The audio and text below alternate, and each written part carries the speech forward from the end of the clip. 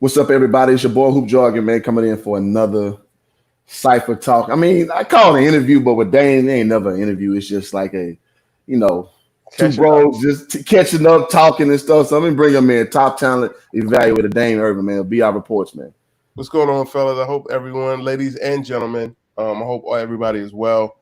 Hope everybody's getting through these tough times. I know myself. I had a rough weekend, and I'm bouncing back. But as you probably hear it a little nasally a little bit. But I was definitely worse than this. Come Saturday, Friday, I was doing pretty bad. But I'm bouncing back, and I hope everyone is well at this time.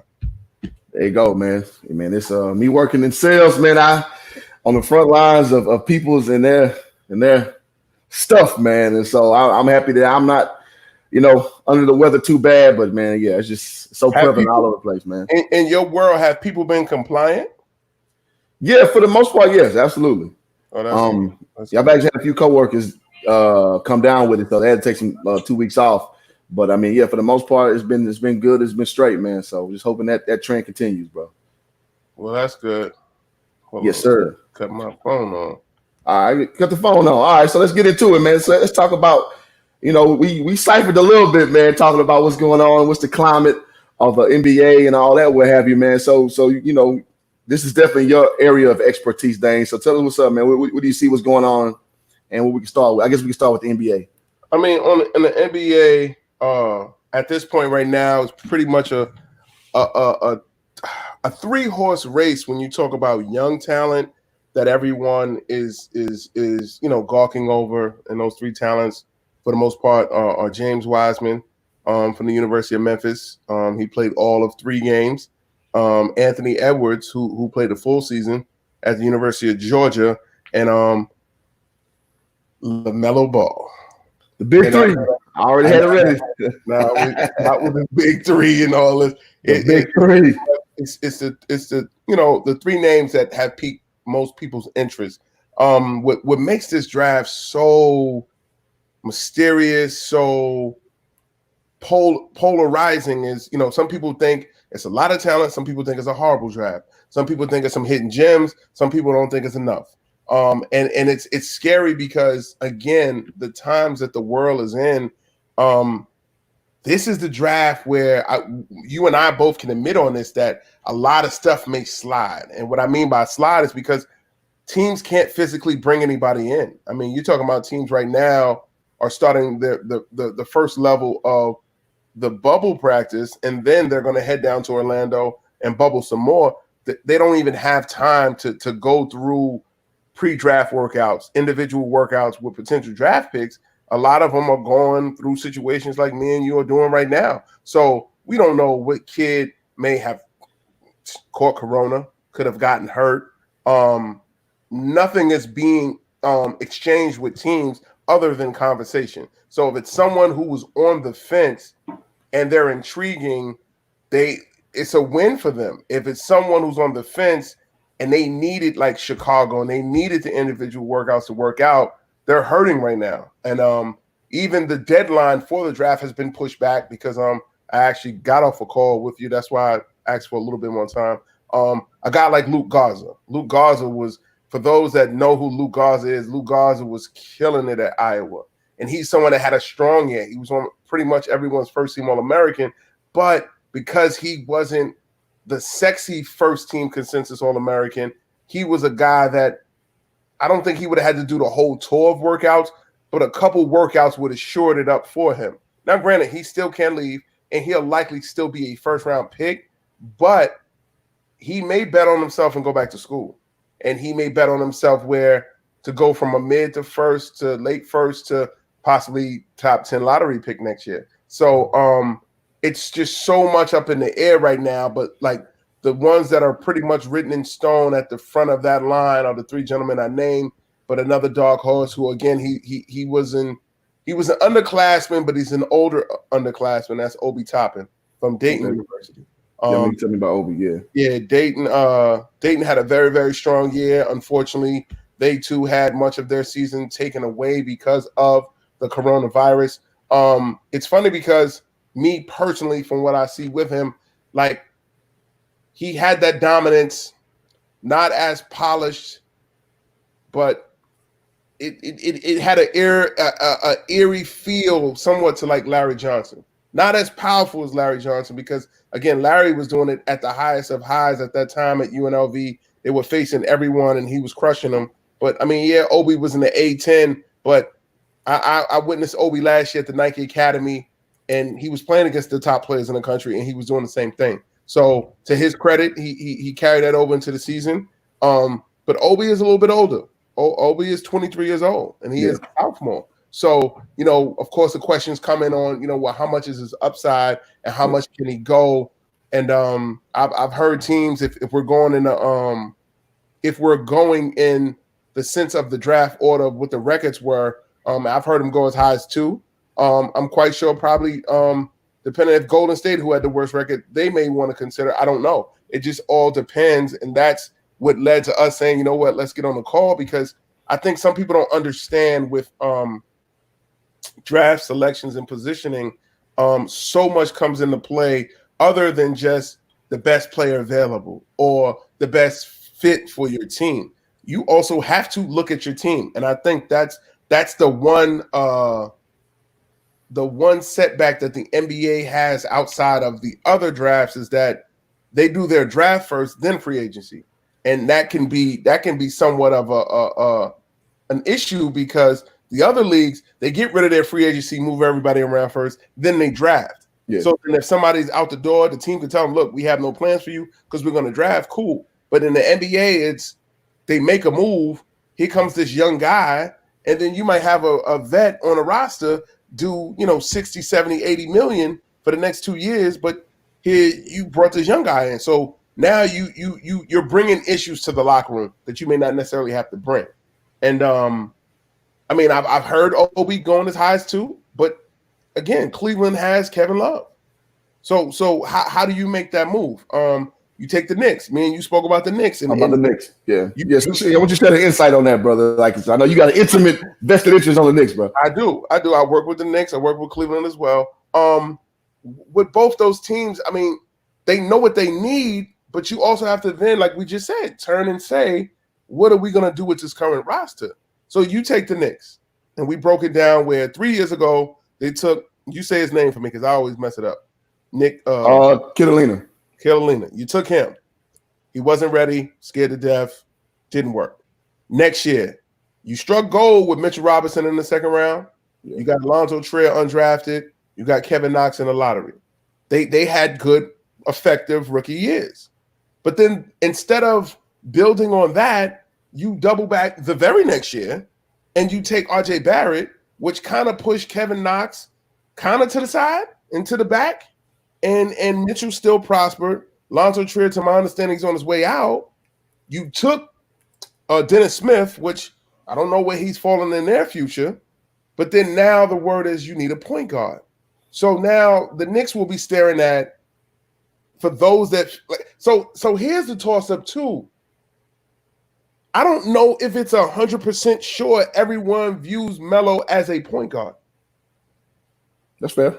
You know what I'm saying? So like facilitator and point guard are two different things, because if you play 3 and do that. Exactly. Yeah. So if you view him as a facilitator, what are you now telling RJ Barrett? Because what did he do last year? He facilitated. Yeah. He ran the offense. So you run into a real man, and then the Knicks, they need a coach. It's so much to that pick for the Knicks that is going to really have to be ironed out up until, I mean, bro, not for nothing. We don't even have a draft date yet. But so much is going to have to be ironed out up until that day, because number one, they got to get a coach. So they're getting management. They got to start there and get a coach. Exactly. So now what will be disrespectful is you don't hire a coach until after you make the pick. I think that would be irresponsible. Any good franchise, I mean, I'm sure our Hoop Jogging family would agree, you're getting management together. Cool. Get you a coach that's on the same page as management. And now, as a coach and management, you fight it out until the moment the Knicks are on the clock and you get to some type of agreement of who you're going to take. Because that coach coming in, he may say, I don't want RJ Barrett on my ball. He also may say, I don't believe LaMelo LaMelo Ball is my point guard. So it and then you're gonna have that internal fight, you're gonna have that internal struggle. But I'm with you that many believe that the flair and he has the potential to be the biggest star. But I've said it before, and it's really now going to be on verbal record with LaMelo. I don't think it was a question about his ability. I just could not stand, and I still don't, his approach. If you watch his approach, it's a nonchalant, and yeah, he was younger. I get it. And yeah, he's been to Lithuania, and he's been to Australia for all of 12 games. But now you're playing against the best players in the world. And I need you to lock in with your attention span for a 48-minute game, for 82 games. And that part, I don't know, because he's never had to do it. He didn't have to do it in Australia. So, these are some of the dynamics that you may ask yourself, do we take a chance on that? Do we really take a point guard this year? Do we trade back? Do we let somebody else get it? Because, as I said to you too, let's just say they take LaMelo. We already know you have a new management, and you're going to have a new coach. New York City, and I'm from there, so I'm born and raised. I love my city. I don't know why you like that. It's the greatest city in the world. Make no mistake about it. But it's an unforgiving city, man. It really is, man. As much as I love Odell when he used to kill the Cowboys with the one-hand catch and all that, listen to me. When it wasn't well for Odell, bro, in 42 years, I'll be 42 in October. When I tell you that Daily News, New York Post, and the Times, I will say this, especially the time we are in America. The only thing I've never seen my paper do is get beyond, get racial with their headlines. But bro, when I tell you they ride you, man, they ride you. And I don't know if a 19-year-old kid is ready for that. Because not only would the pressure be on Melo, let's turn it back to the second-year guy, RJ Barrett, who just he didn't have a great year, but dog, you was the number 2 or you was a top 5 pick. Why they taking the ball out your hands? They quick to divide that locker room in New York. Well, let me ask you this, though. Let me ask you this, Dave. So, yeah, and that's a very salient point. You're setting with that. Now, I would say LaMelo is a little different because he's a well-traveled kid. Mm-hmm. Had a Ferrari at 16, and traveled the world. You know how the overseas grind is, man. It's for all y'all who don't know, man. It's not the best lifestyle. No. Whatever you see on the ground, who somebody plays overseas, they showing you the best version of it. It is terrible. It is. And I think in the show they showed that LaMelo he wasn't really feeling it being out there the first go round. Right. But I think he went through a lot of fire that a lot of kids his age, all they know is high school. That's all they know. They maybe spent a solid, semester doing their thing on the campus where you worship the whole time. Let's keep it a buck. Right. And now you're thrown into a fire with that scrutiny. That's some scrutiny they ain't probably seen since maybe their freshman year, their sophomore year, when they went to EYBL league, when they go on to the top of the top. But if you establish yourself, you know what it is, dog. Ain't nobody really give you no real heat. But if you just split the course. No, I think it's a little different. Fact. That's a 100% fact. But then also, again, praise to my New York City is like no other. Yeah, I agree. About a 19, 20-year-old kid, he'll be in a pay grade of $6 to $7, $8 million a year. LeVar ain't gonna be able to find him. And then let's talk the element of a Cali kid on the East Coast. Yeah. It's different. It's just totally different that I think so that's why when Steve Francis says, I don't want to go to Vancouver, and he sits up there and he pouts until he gets traded to Houston, man, he had a powerful agent. We might have to look it up to see who franchise had, but he had a powerful dude because for him to be able to force that trade out of Vancouver to get him to Houston, even the Steve that we saw in Houston, and people, again, he's another polarizing guy who feel how you may, but Steve put in some work when he was with the Rockets. Absolutely. I don't think he would have did that in Vancouver. He wouldn't have did that in it because he didn't want to be there. Now, granted, again, it's New York, but New York got some cold fall days. They got some cold winters. We got even some cold spring days, believe it or not. So in a case like LaMelo, and don't get me wrong, because I think the Knicks' other option is Cole Anthony, and I love Cole too. Pops is a good friend of mine. the program he ran with PSA, I don't want to see Cole in New York either. And he from New York. I don't want to see it either. The hype gonna be double though, because when you the home kid, look at Melo. Man, well, look at Lonzo when he's with the Lakers. Yeah. Like matter of fact, and I might want to do this. Matter of fact, to everybody on the feed, I am going to do this. I just spoke it to existence. Okay. Here we go. Never lost. We got the first live contest. I need everyone on the feed to name 5 players who were drafted by their city and they had success. And when I say success, I'm not just talking about points in this. I'm talking about like they were named either to an all-star team, they were all NBA, they were all rookie. It's hard. I know a couple, but it's hard. It's just hard, bro, because, again, like you just said, the expectation is ridiculous. And, again, Derrick Rose is probably the free one, so y'all got 4. You know hold on. Is it a prize? I know you, Dain. You always deliver. You know, you got the Nike ties. So what's going to be the prize if somebody can name 5? What's going to be the prize? I don't know, but the first 2 people who can give us 5, I got them. And all they got to do, whether they want to post it here or they can, and if you want to create a post on Hoop Jargon, but name 5 players who were drafted by their hometown team and they had success. And I think all of us, defining success is not difficult. You know what I'm saying? It's not hard. Like we know what success is, but again, it's hard. It's so hard. So it's like I don't want to, like, dog, Cole you can look this up. Cole Anthony, less than 18 months ago, had a Slam article with his father's Knick jersey on. Like, the expectation will be crazy for that kid. His mom still lives in Manhattan. He went to Archbishop Malloy before going to Oak Hill. Bro, it would just be ridiculous. So some of the time, it's just like, I mean, I don't know how to put it. I think the kid is successful. I think a lot of times, many players, they need to just, what we saw Derrick do in Chicago, that shows you how special Derrick was. Seriously, like, that shows you how much of an animal he was to do the things that he did at home. At home. You know what I'm saying? Like, I got another one I almost give away, and he technically, for where he was, especially where the team is currently now, he was drafted from his hometown team, and he did have success. But we talk about it to this day, how, man, it was one of the biggest distractions in the world, because every night you talking about 40, 50 ticket requests. Yeah. From the bum games, that's tough. To the toughest ticket. That's tough. To the toughest ticket. So when you hit me and you like, yo, Dain, I want to come to the Rocket game, and the Rockets are playing, I'm trying to think of, Rockets are playing Cleveland. Cleveland sucks. And I got you. How many tickets you need? Y'all need 4. No problem. You gonna come to me when I'm in a playoff race and we playing San Antonio with Tim Duncan, Tony Parker, and Ginobili, and you still want them 4 tickets.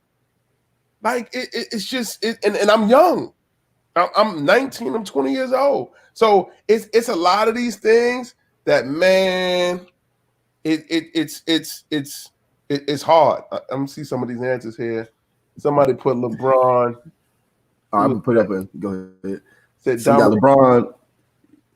Martin, Dominique is not from Atlanta, so that's wrong. Dominique is from North Carolina. He put Josh Smith. Josh Smith did not have success. Stop. Mark Jackson, Bernard King. Mark, yes. I'll give you Mark. No, I'm going Josh Smith. Josh Smith has success, bro. What success? He's a multiple all-star. You said all-star. What? Bro. Josh Smith? He's not an all-star? Hell no. You couldn't. Hold on, man. Hold on. You're bugging. I don't even like Josh Smith, so hold on. Let me. I thought he. No. You gonna have to correct me on that one. Sorry if I'm speaking out of pocket on that. No, what it was, he was at All-Star weekends at them stupid ass dunk contests. He got all second team. All right, fair enough. You got me. All right. I just thought he was a really good player, bro. Like, but he wasn't an all-star, so I got a Doc Major. Who the hell is Ball Facts that said AI? AI is not from Philly. Jesus Christ. Who the hell do you have on him? You know what? Ball Facts has a very, very big following on the YouTube, bro. So I want him to kind of see your. No Yeah, disrespect. I take yeah. that. I want him to see your opinions all the way. Hold on. Somebody said Josh was an all-star. I don't remember that. No, he wasn't. He was a second team All NBA. He was all rookie second team and slam dunk contest champion. You was right about that part. Yeah, no, he was all defense. No fucking all-star. Hell no. But anyway, I mean, with that being said, though, like, and I think, like we talked about this earlier. Like, I think some people they get you have to take your personal how you feel and you want to see somebody win. And this is what I often have to do, even in evaluation. Like, you have to take your personal feel and appeal out of things. You have to take, you want to see somebody win. Like, to your point, and I know how you felt about Black entrepreneurship and wanting to see the Triple B brand and all that do well. We spent all this money on Ralph Lauren and Tommy Hilfiger and all these, and Gucci and all these, which that's disturbing too. You talking about a year ago, everybody was killing Gucci. Now here we go, a year later, everybody's back on the wave. That bothers me, but that's another conversation for another time. Hey, let me stop before you go. All right, so my boy DJ Ron Cut was saying he wants you to read his list. Who's DJ Ron Cut? So LeBron, D Rose, Pistol Pete is not. Well, see now he's from Louisiana. He's from Louisiana. No. Pistol is valid, yes, but Karl Malone, no, because they were in Utah. They weren't in New Orleans. So he got to start that. That's so he got a 4.5 on that one. That was close though. All right, DJ, you close, bro. Get one more, man. You got the prize, bro. And I will say, Dain delivers, man. Yeah, he Nike plugged in. He has blessed a lot of folks with free Nike gear, man. So he is about what he say he about. I got to give Dain his props on that. No, I give that. Who's the best player in this year's draft? That's what Rap God asks. I mean, it depends on what you need, Rap God, from just positioning. Like, everyone wants to, fight the narrative with Golden State. Not if Golden State gets the first pick, we all know they've always struggled at just having a solid piece in the middle. And the reason why, if I'm Golden State, I'm taking James Wiseman due to the fact that, again, we talk about easing the pressure on a young guy. If Steph is coming back healthy, Clay's coming back healthy, Draymond can get back to running his mouth and doing what he's doing. And while we sleeping on him, he has the ugliest game. He's arguably, he's getting paid in the pay grade that make a lot of people scratch their head. But when you actually look at his numbers, not a lot of people are getting 19 a game for a career. Andrew Wiggins is going to be a real good fourth option. Thank you, dog. Thank you. I mean, telling people this, bro. I'm not a Wiggins fan. I'm not. But when you tell him, undeniable. All he's going to have to do is fill the lane, finish, run the floor, defend, and run the floor. That's it. Come on. And then you taking the number one pick and you're telling him to just block shots, rebounds, and finish? Come on, man. Bro, he going to be a better version of Harrison Barnes. Come on, man. Be a better version of Harrison Barnes, man. We don't have to create. We don't have to create the point forward. Like, they're going to be right back in contention. Now, I don't know the depth of their bench. I don't know those guys who got a lot of burn this past year. I don't know how much they're going to be ready to step up, which, the season was cut short. And we'll see. Well, they're not even going to the bubble, but depending on what Amari Spellman, Eric Pascal, my man, I love him. Jordan Poole. Like, these are all the young pieces that they have on that roster. If they can mature, I take that back because they're older guys anyway. Amari's older. Jordan Poole was older. Pascal was a fifth-year guy. He transferred from Fordham to Villanova, so he was older. If these guys could accept their new roles, I'm not gonna lie. Like, Golden State low-key pulled off a San Antonio type cheat code like we had when David got hurt. No, absolutely. I'm not. Tim was my guy, and I'm a Spur guy. I'm not gonna deny. No, we didn't tank to do it, but did we luck up? Hell yeah, we lucked up. Because the year that David got hurt, we got Tim, and then David came back. Like, boom, 20 years later, we had the run that we had. So that's very, very, very important. And I think Golden State's going to be right back in the thick of things. Because I think they're going to reload easy. Yeah, exactly. And I think the biggest blessing while we all hate how COVID has disturbed all our lives, I think if we put ourselves back in athlete mode, Frank, it's the rest that everybody wanted. Yeah, it's the rest everybody bodies need. I'm talking about at all levels, from grassroots level to the NBA level. Everyone has been able to get a rest that they've needed. So the only thing I'm fearing with this restart is, number one, I'm hoping tendons and things don't start popping and snapping on guys and guys get hurt. I hope guys can regenerate and rev back up, get back to a rhythm, because technically their bodies are not used to playing at this time during the year. But as they get back, I think it's the rest that people needed. It really is, because I got so many coaches that know they won't, college coaches, they won't go on record, but they're like, oh, dang, like this break of doing more mental stuff and just seeing things for what they are, like it's helped their bodies a lot. It's helped their bodies a whole lot, because you're talking about the cycles at the college system. Like, Frank, when you and I was in school, it was when the season was over, we didn't make it to the dance or we lost in the dance. We weren't no spring workouts. We was hanging out. We was getting ready for the Capitol. We was getting ready for Texas. Absolutely. These kids now, they may lose in their conference tournament, and 10 days later, they're back in the gym. Now, I would say this, though, Dain. Let me correct you. So at Prairie View, that was the case. When I was at Stephen F. Austin, bro, we took 2 weeks off. Well, the protocol was 2 weeks off, and you right back in the thick of things. So there are very few programs that do it that way. No, exactly. So you're talking about some of the older coaches or the younger coaches that remember our time. They want to go back to that because they like, these kids just need to be away from the court. They need to be away from everything and let their bodies heal. So this COVID time has actually forced that. Now, let me ask you a question, bro. We got a good one. What's that? Well, it's a relevant one to what I want to know. All right, so, Dain, I know you're a big Lonzo evaluator, but you're not a hater. I give you that. Mm-hmm. So what's your opinion on Lonzo's performance for the Pelicans this year? He started off slow and got his thing on, man. So just from your honest opinion, I know you're going to keep it truthful. What's your opinion on that? I think he made everyone's job that much easy. I think when you look at it, he helped Brandon Ingram become an all-star. He does a good job when he's running the point, because this is just who he is. He puts people where they're supposed to be. Like when he's on the court, especially with Holiday, he's allowed to let Holiday just score. Like Holiday can get his stuff off. Finding JJ Redick, he like to not Golden State. New Orleans management's credit, they've surrounded him with the pieces to flourish in so many words, because if you got the shooters in JJ, Ingram can stretch your D, you got the slashes in Holiday and Frank Jackson, and then you got finishers like Jackson Hayes and Zion around the basket. There's no reason why he can't be successful. But I think the issue that was happening early on, and I mentioned the person who it was almost like they were pitting them against each other. It was either some games he finished or some games Frank Jackson finished. Mm-hmm. And it was kind of like a toss-up with that. I think management eventually got to the space of, man, we rolling with Lonzo because, number one, Frank's contract's up. Again, things get political on the contract side. Absolutely. And I do believe, again, Frank made everyone else's jobs that much easier, but he was liabilities in some spaces to where that's why they were playing Frank. So I think, like, defensively, they went with Frank in some situations because Lonzo wasn't giving up that pushback defensively.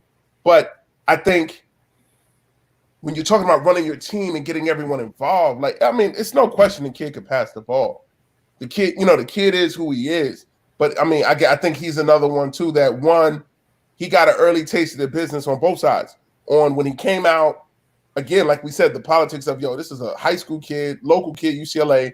We got to take him. He went to a story franchise like LA, but then it didn't necessarily pop like they wanted it to, like wildfire. And, you're mixed up now in the controversy of getting Anthony Davis. And, to be honest, that's the only reason why he was a victim of probably being moved, because of that. He was just a big asset.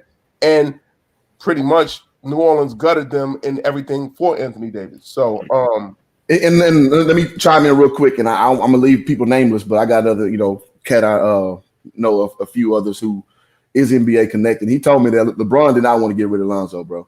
He wanted Lonzo to stay. Yeah, and I know the cat who told me got no reason to lie about this. Right. You know what I'm saying? So, and he told me, again, he talks to all the guys all the time. I think you know who I'm speaking about. Like, with all the glory, with all the visibility, like if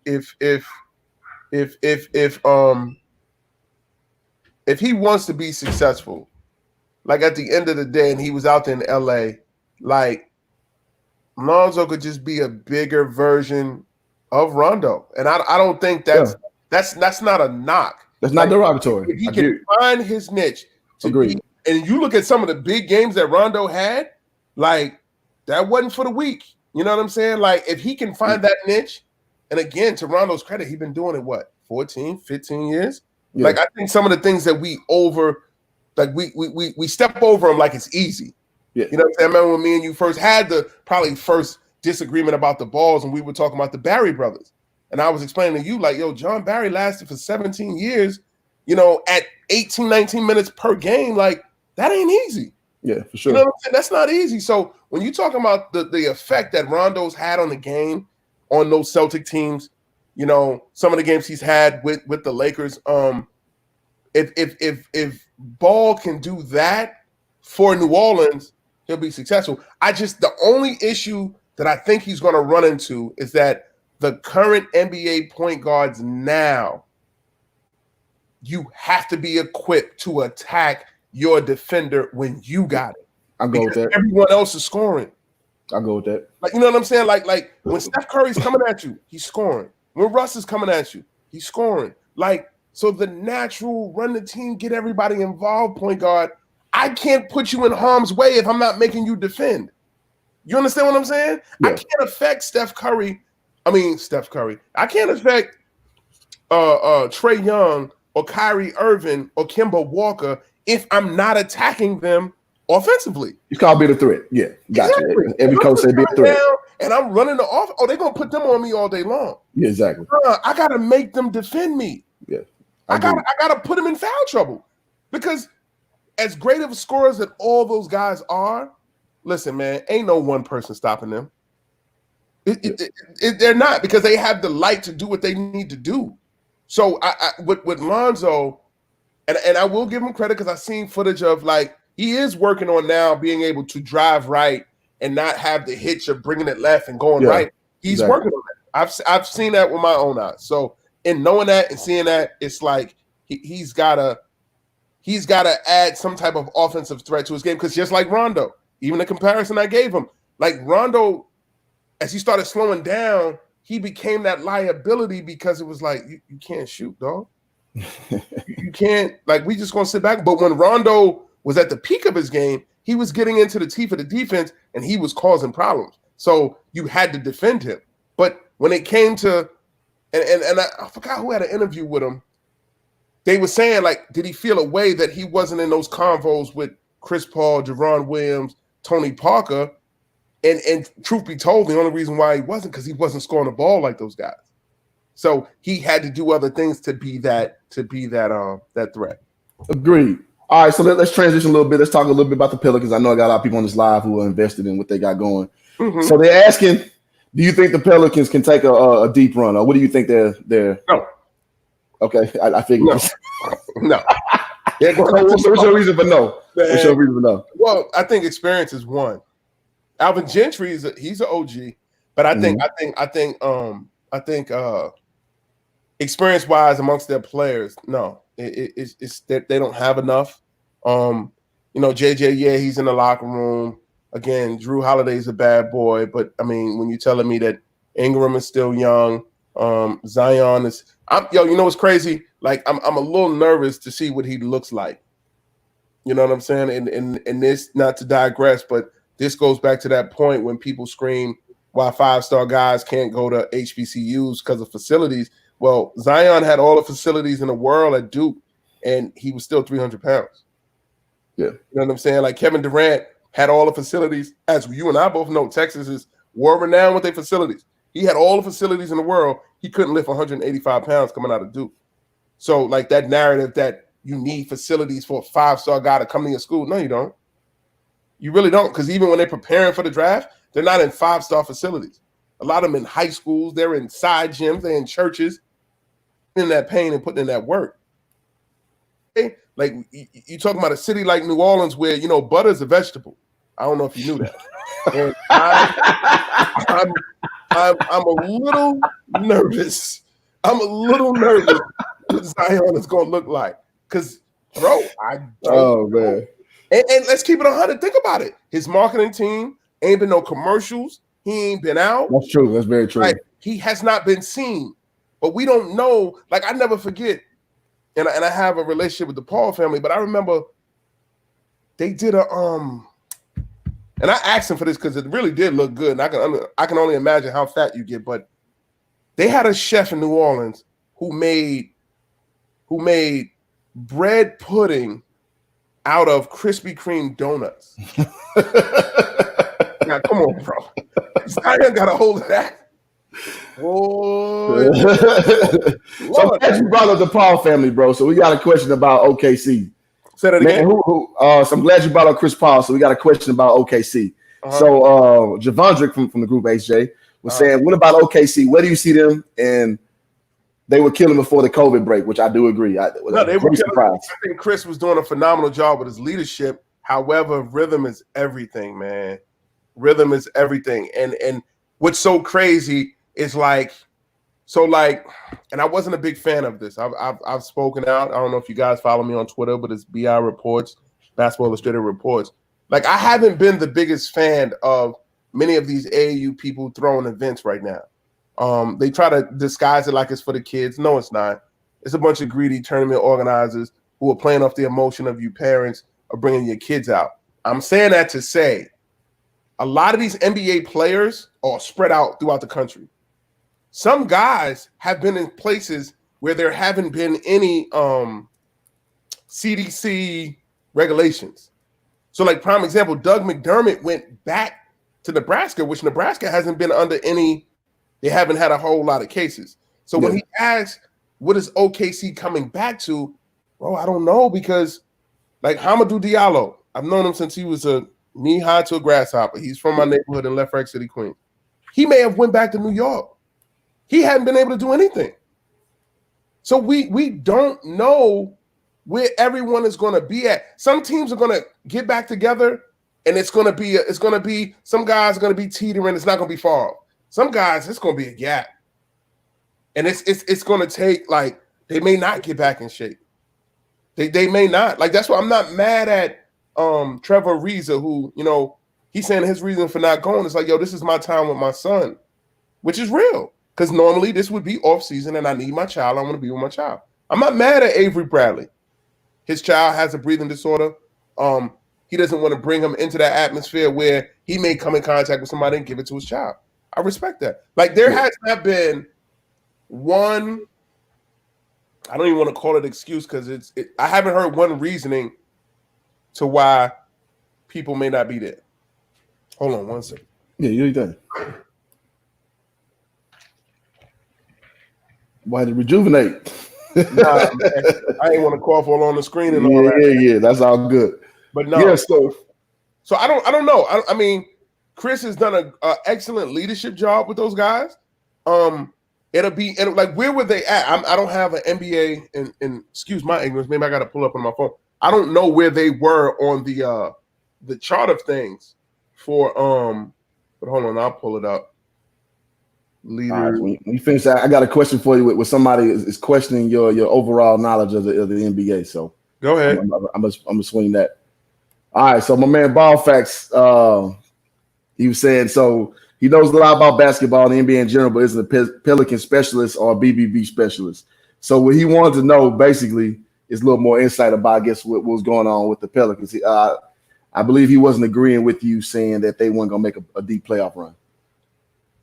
Okay, so now what? What do you want me to do? Well, okay. I was just saying. I mean, just say what you know about the Pelicans. Like, you're not just speaking in generalities, I guess. No, I mean, I don't know what. First of all, like, I'm looking at it and speaking with clarity. So the Pelicans are in 10th place. Yeah. Okay. If I'm them, I'm not trying to go to the bubble. I'm trying to get Zion in shape. I'm trying to get him right and march towards the future. I mean, if I'm seeing someone saying Zoe and Zion, but I don't think that's not going to be the order in which things are going to be put in a priority. You got to remember, Not for nothing, Drew Holiday is the big dog contract wise. So you start with that. Then you just had a great year from Ingram. He's got to be second priority. And then third, Zion was your number one pick, so he's going to come along. So when your feel on where Zoe falls in that equation, I mean, he's a fourth priority, and that's just logic. That's not even looking at the numbers. That's not even looking at other issues. Yeah. Okay. And he said no disrespect. He just wanted to kind of get to that direct one. I want you to answer that directly. You know how we rock, man. We don't dodge, man. So I want to get that direct. We are in a sensitive society, but I don't take things disrespectful. You know, ball facts. Anybody listening, like anybody know. Shout out to Jasmine. Jasmine, we need numbers. We don't need your opinion. We need you to pull up the numbers. Okay. You're the numbers guy. It's the analytical guy. Jasmine been going hard, but he off topic, so it's hard to bring him in, man. Jasmine, when we want your opinion, we'll give it to you. You hear me? All right, so go ahead, bro. Go ahead. OKC was actually in fifth. OKC was tied and ahead of Houston. I guess they had the tie. Yeah. So, OKC was getting busy, dog. Hold up. I take that back. OKC. Did they 4? No. They one game behind. They're one game behind Utah, and they were playing Utah, if you remember, that night when the whole COVID jumped off. So that game was actually very important. They're one game behind Utah. They're tied with the Rockets. And then Dallas actually has 40 wins, but they got 27 losses. So, it's going to be interesting down there at that bubble. I didn't know if you ever reconnected with Malik, but there has been a transition for him. He's moved on to the league office. That's what's up. He's the director of basketball operations at the NBA office. See, I gotta get Malik back on, man. I know he want to jump down. Here's the funny part: he about to be trapped in that bubble, so you gonna have nothing but time to get him. That's what I'm talking about. I say, bro. Prime after the 12th, after July 12th. He'll be down there locked in, and it's funny because I was teasing him that, and this ain't even trying to be funny, but to all my 420 cats out there, and to all my brothers that they spend a little change for her to do something strange. The league probably needs to look into, because they're not drug testing while they're down there. They shouldn't. They're not. That's number one. So I'm quite sure it's going to be floating all through that imaginary bubble. But on a serious note, for all the single, like the league should really look into probably like the top 50, 75 OnlyFans women for all the single brothers. It sounds crazy. But if we talk about being healthy, like I would rather put it in the bubble than to have them go outside the bubble. Back to the bubble. Hey man, it sound outlandish. Practical solutions for practical problems. Exactly. So think about it. If I got this, bro, you a young millionaire, right? Think about it. You a young man, you're not married. Yeah, you got a baby mama too, but you're not married. And you got to stay in this bubble for 3 months.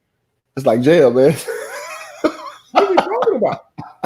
I need the league to bring some work in here. It would be smart. So true, man. So true. Bro, it would be smart. It's find your gal. Everybody. I'm just saying, man. All right, so let's get back on the hoop topic, man. So my boy Rap God got a question for you, bro. He was saying, so as a Heat fan, he's a Heat fan. Giannis leaving next year to sign Miami. Do you feel that that is a viable option? Man, you think Pat Riley can pull that out of the depths of nowhere? Like a lot of that pertains on like just you got to look at salary cap. There's never an exact science to where anybody goes. It's not.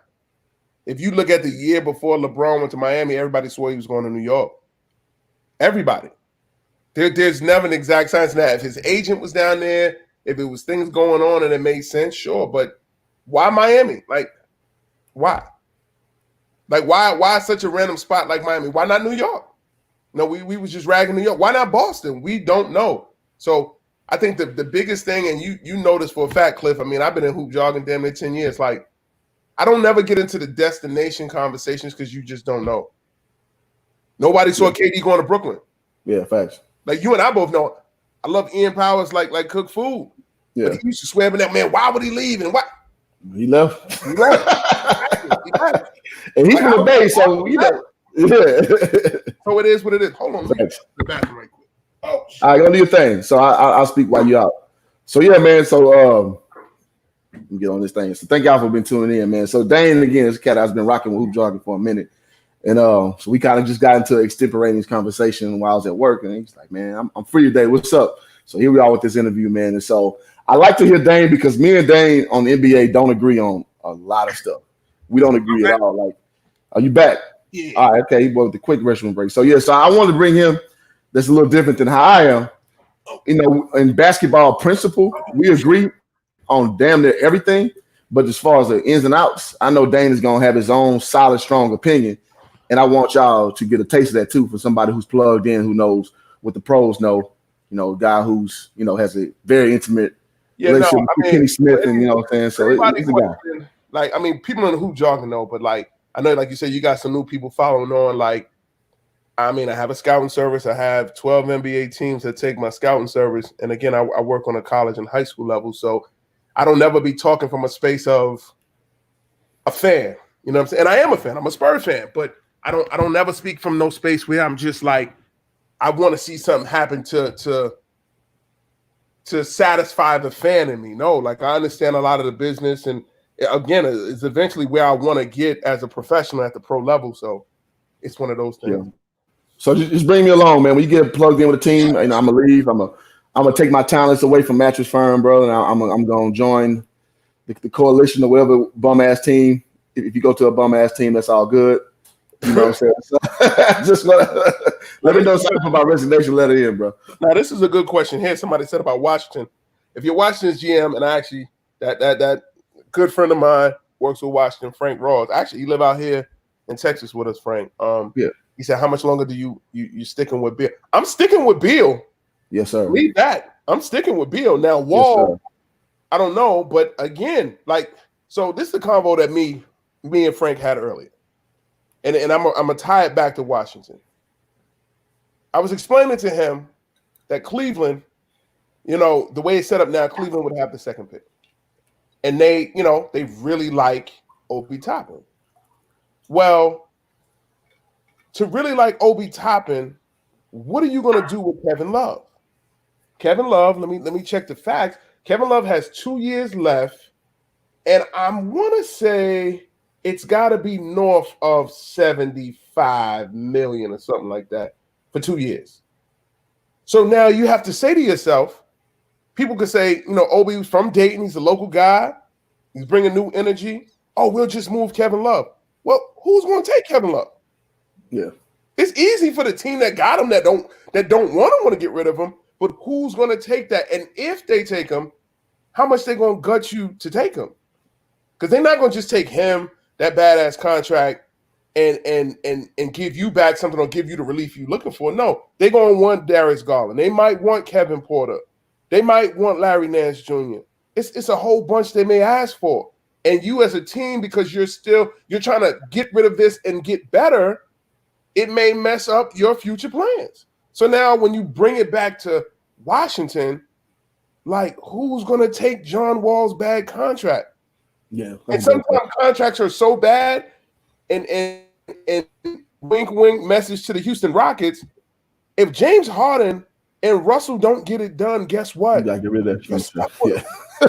You stuck with them because ain't nobody taking their contract. Yeah. Like, they were lucky to move Chris. They're very lucky. Yeah. Like make 40 million or something like that he was making?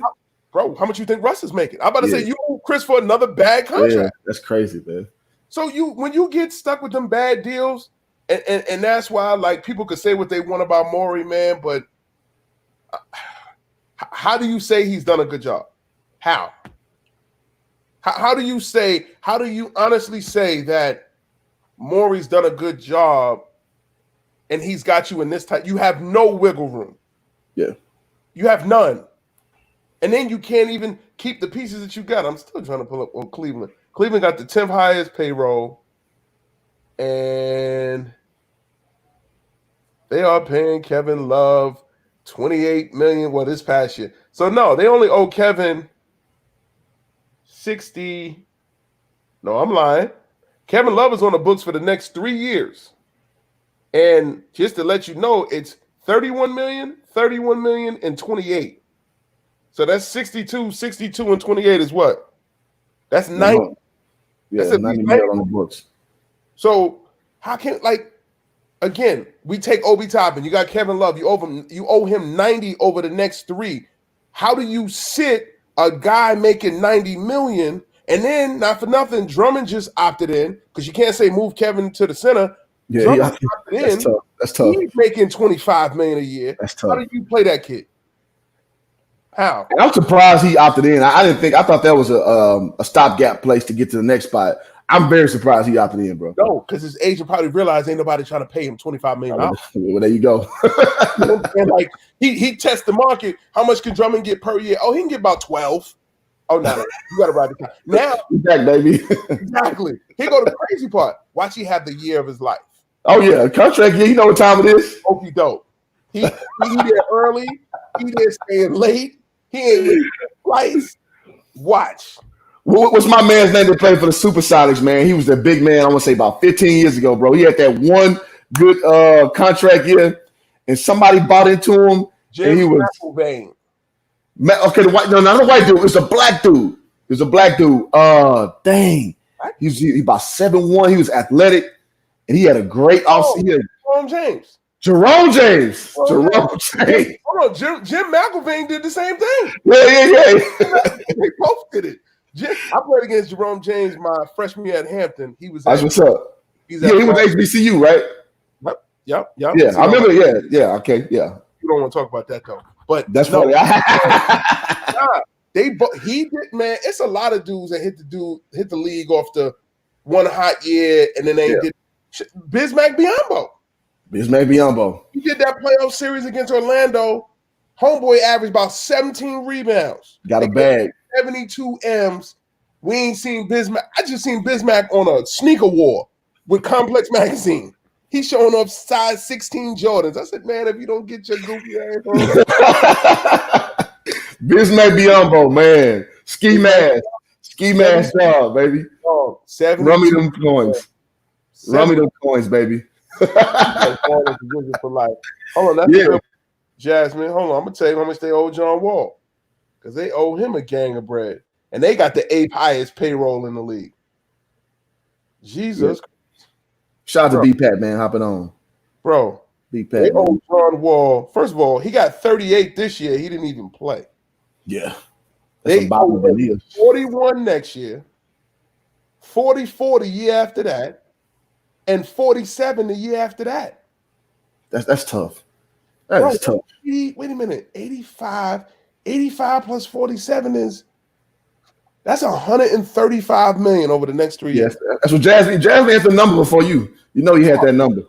He can't go nowhere. Yeah, that's tough. Nobody taking that on, bro. No, ain't nobody taking that on. Hell no. Now they'll take it on the expiring year. Yeah, for sure. They'll take it on then.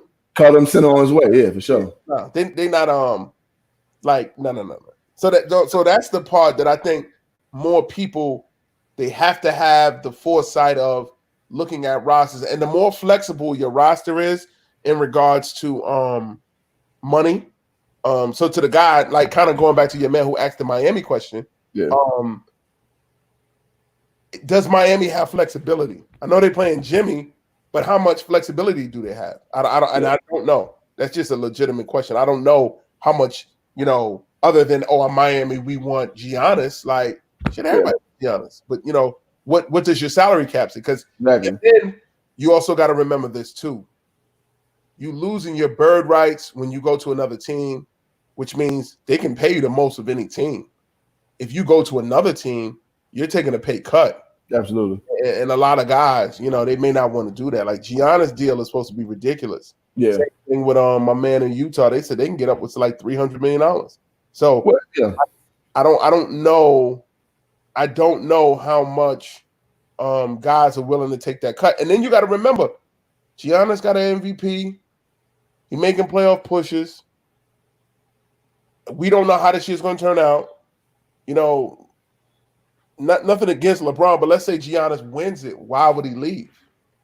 Yeah. I want a chip here, and they can give me the most money. So why would I leave? Now, it's one thing if he just can't get to the finals, then yeah, I'm out. I'm going somewhere else. I get it. But if he feel he got a good situation, which he does, he has a really good situation in Milwaukee. And I mean, hey man, sometimes big markets ain't for everybody, man.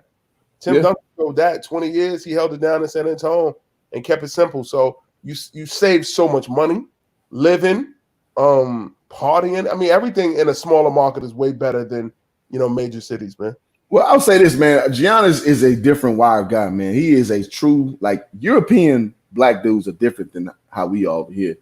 They are like, so when they get to NBA, they're so about like winning. They're very like, how can I put it? They're not as flashy as dudes are here because they're groomed a lot differently. So if you hear Giannis talk, he always talking about winning. Like, that's his thing. So will he go somewhere else to win? Possibly so. I just think he's making money that his family will never see in many generations over. So I don't think he's so much from what I observed from him, I don't think he's as much as influenced by that as an opportunity to win. I think that's kind of what his thing is. No, that's 100% fact.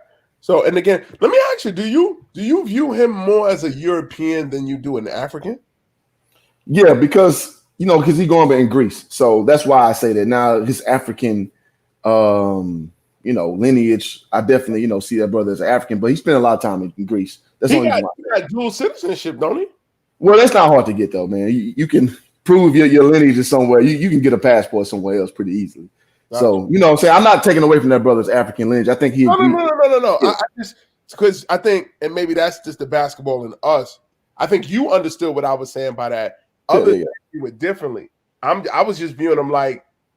What kind of prospect you take him as? Yeah. There's a difference between a European import and an African import. Agreed. Their approaches and views on the game are different. I'm not digging that deep. I'm not even touching like you said, the lineage or what he feels he is.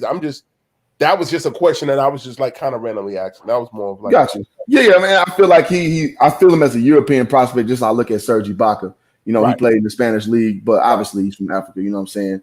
Like I feel him different. Would be an African. Exactly. Dikembe Mutombo, African. Kim Olajuwon, more or less an African, right? Because they didn't go through that European, exactly process or what have you. So yeah, but at the end of the day, you know what I'm saying, they all from the motherland, so it is what it is. It's just different grooming practices. Give me answers when I'm trying to look on the timeline.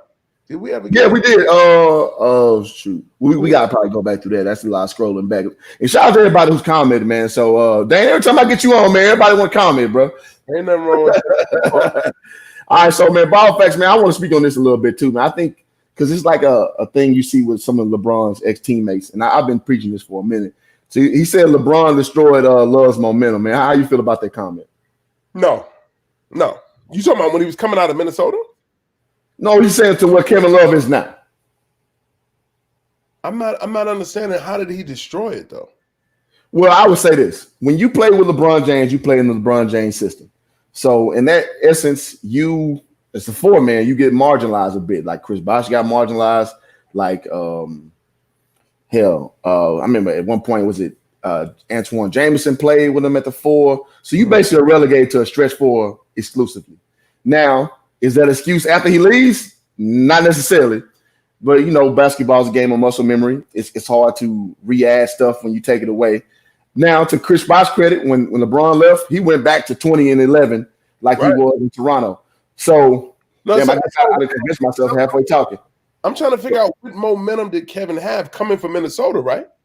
Is that what you're referring to? Well, being more of a stack guardy guy, man, because Love was like a 20 and 15 guy before he came to Cleveland. Exactly. I'm about to say he was putting up big numbers on a bad team.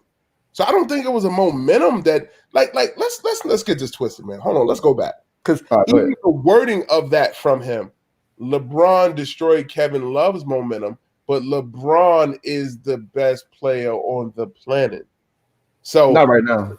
No, at that time. At the time, okay, yeah, I know that. So what I'm saying is, it shouldn't be about LeBron destroying his momentum. Kevin Love should be trying to figure out how to play with LeBron, which, to your point, Chris Bosh did a good job of doing that. Chris Bosh understood, damn, this dude, is the best one out here doing it. I can't do what I was doing in Toronto. Let me figure out. Let me extend my 3-point range to that corner 3. Let me figure this out to make sure that I fit his game. Yeah. And when he figured that out, he had success. And then to your point, when he left, let me go back in my bag. Let me go back to my back in his bag for sure. Exactly. Now he's frustrated though. I would say that he did not do that role willingly, but I mean he understood that I got to be this kind of player for us to have this type of success. They were together for 4 years. They won 2 chips. I'm quite sure he wouldn't have it any other way. Like he probably hated it, but if it turned out for that, he was good with that. I say that to say, like, listen, man, I've been around Kevin Love since he was in high school. Kevin Love is all of the prick that you see now. He been like that. Like, I'm serious, bro. Like he been like that. So Kevin Love is so stuck in his ways that if it ain't his way, he'll come up with, man, I don't feel like playing.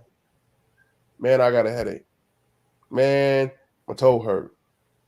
And I wouldn't dare, because the mental, things that he talk about is real, but it's just like, dude, like, why don't you just shut up and play, man?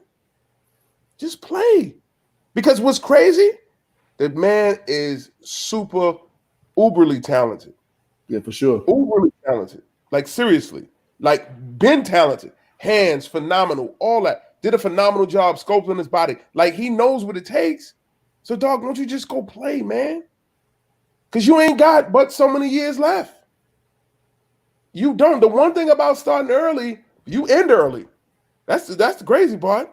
Because if you're coming at 20 or 19 and you give us a solid 15, bro, by 35, 36, you towards the end. I think the culture, and every basketball fan has to understand this too. We get spoiled, God bless the dead Kobe, 20 years. We get spoiled, Kevin Garnett, 22 years.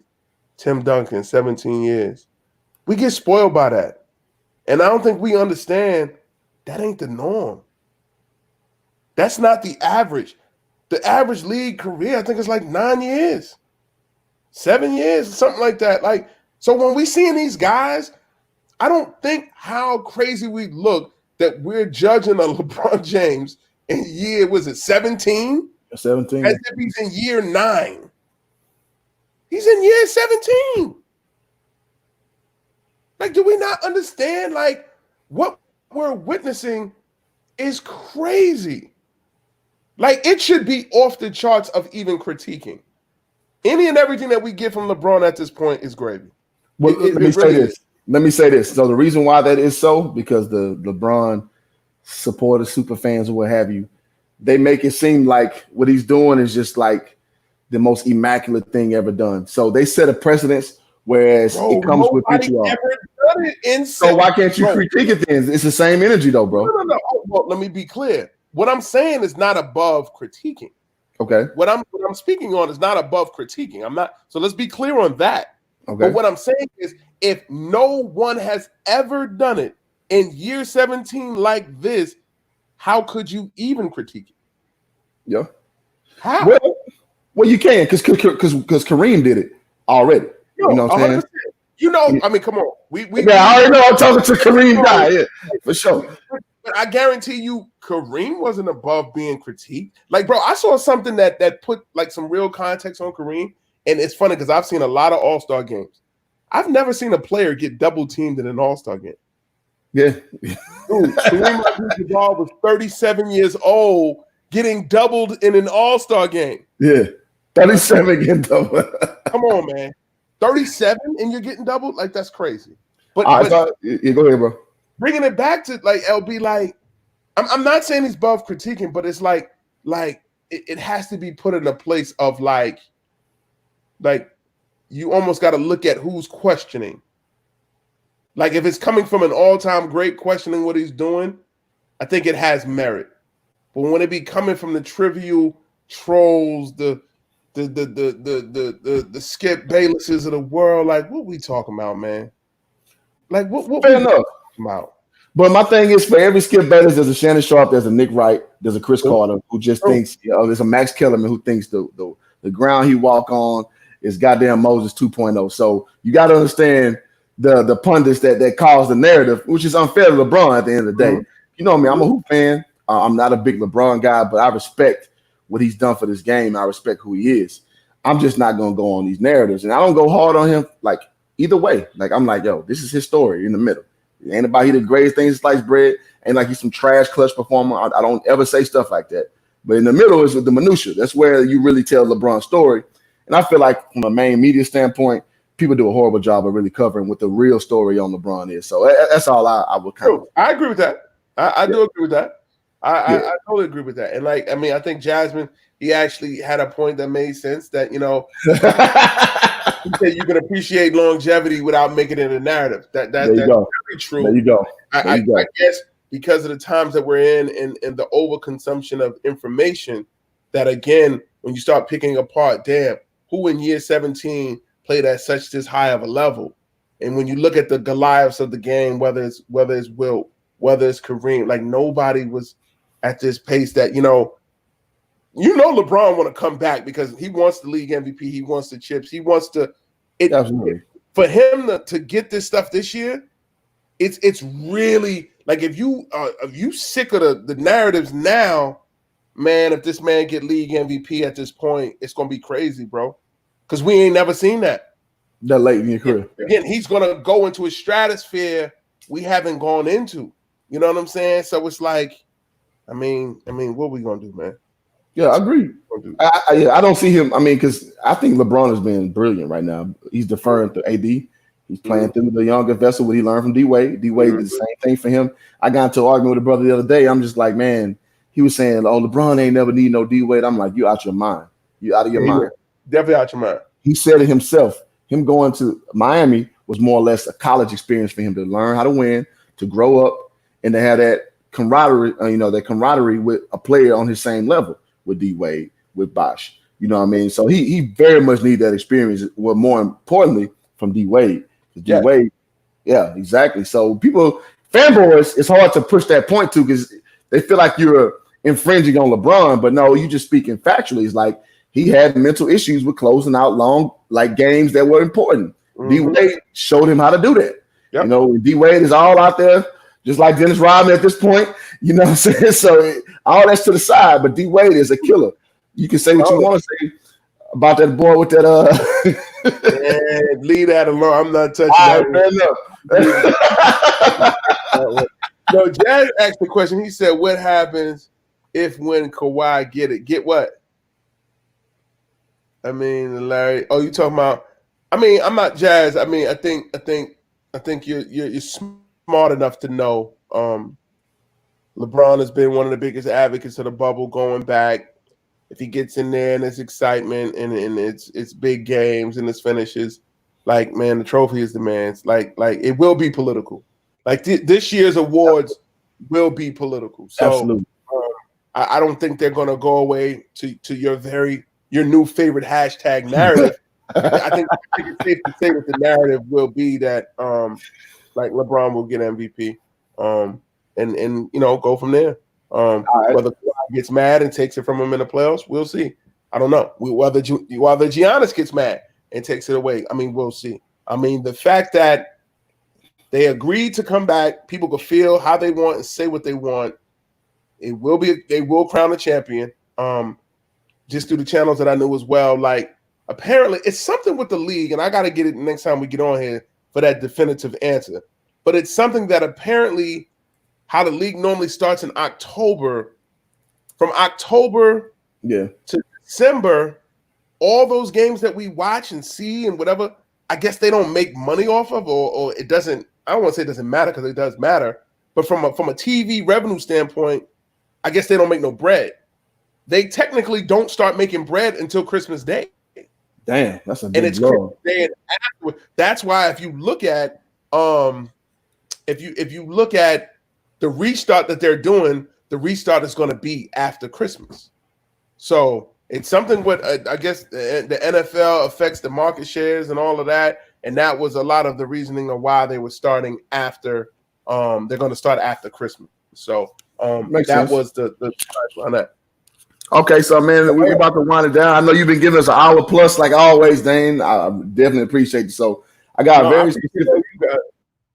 I need the answer. I will post it in Hoop Jog, and I ain't see nobody answer. Like you said, your man one answer was close, but They was up nobody there. It's some more up there. So y'all answer that question, man. 5 guys from their hometown that got drafted their home team that had success. that had So, success, man. yeah. That had success. Again, we It's talking a all Nike NBA, club, man. He got you. all appearances. We're talking, rookie of the year. Like the point we were saying that and getting that, especially with the young guys that's going to be in this upcoming draft, is like it's hard. I mean, for many of the league people out there, it's a distraction that if they don't have to do it, they won't do it. Because it's tough. And guys have done it. See, I think this is what people getting confused. Guys get it because, matter of fact, hold on, before we go, because somebody said and I didn't know if that was the correct answer. They said Bernard King. Guys have done it, but they didn't have success.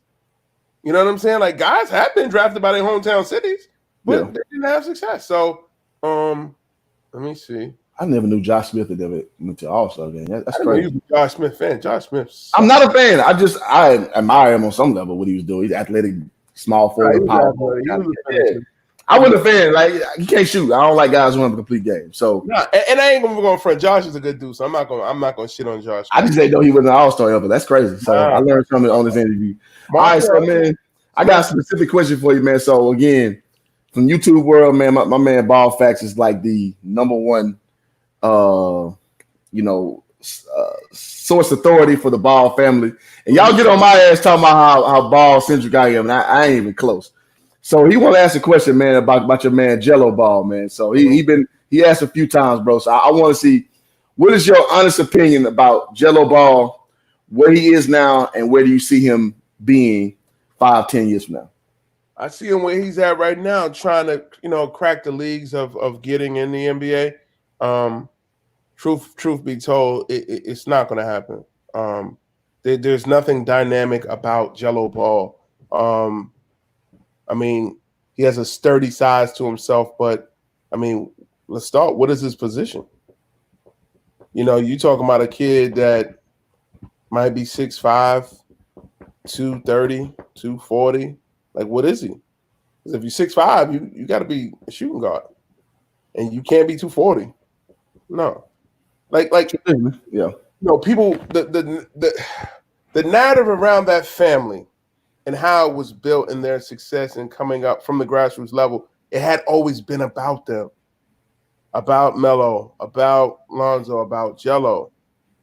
He's now, in Jello's case, in a space where for you to make it, it's not going to be about you. So can you make it? Are you that dynamic of a talent? Like, I'll be the first to tell people, and I think it's still even posted in Hoop Jogging.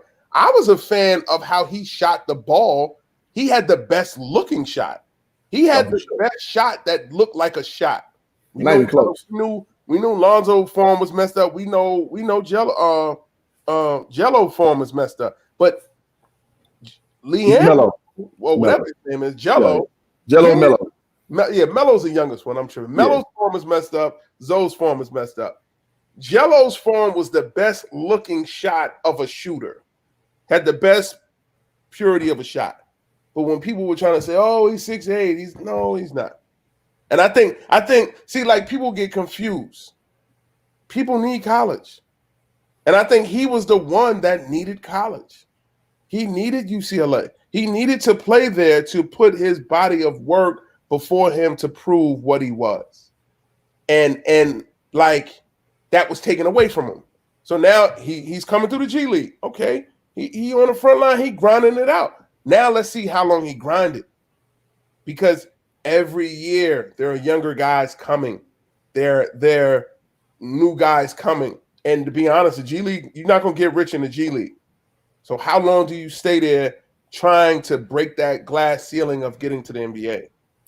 I mean, 5 years from now, I think he could easily manage his brothers, get with Rock Nation, manage his brothers, and call it a day. Like, it's not in the cards for everybody to be a basketball player. Agree. You know what I'm saying? Like, I think both of us, Frank, you and I, at one point in our lives, wanted to be in the NBA. There's no question about that. And guess what? It ain't like we didn't try. And guess what? We tried hard as hell. And guess what? It wasn't good enough. It wasn't good enough. Wasn't good enough. Does that still stop my journey of getting to the NBA another way? Absolutely not. If I become assistant GM, will you turn down a job to be a scout for me, Frank? Absolutely not. We already established that earlier. Yeah, exactly. So, and I mean, your man saying he already rich, but this is not about a he's an already rich question. This is about his game. He could be rich all day long. He can't make it in the league at that position. My man that owns fucking Amazon. What's his name? Bezos. Bezos. He got all the money in the world, but guess what? He can't play basketball. Damn. You understand what I'm saying? He can own the entire NBA, but guess what? He wouldn't be able to beat somebody out for a spot. So at the end of the day, like, again, yeah, somebody just said it is, man, listen, man. People think making it, we all have access to it. We see it everywhere we go, and people think that the NBA is easy. It is not, man. It's not. I got poor souls, young kids that was under my tutelage and guidance that would make down All-Americans. They wasn't drafted. They not in the NBA.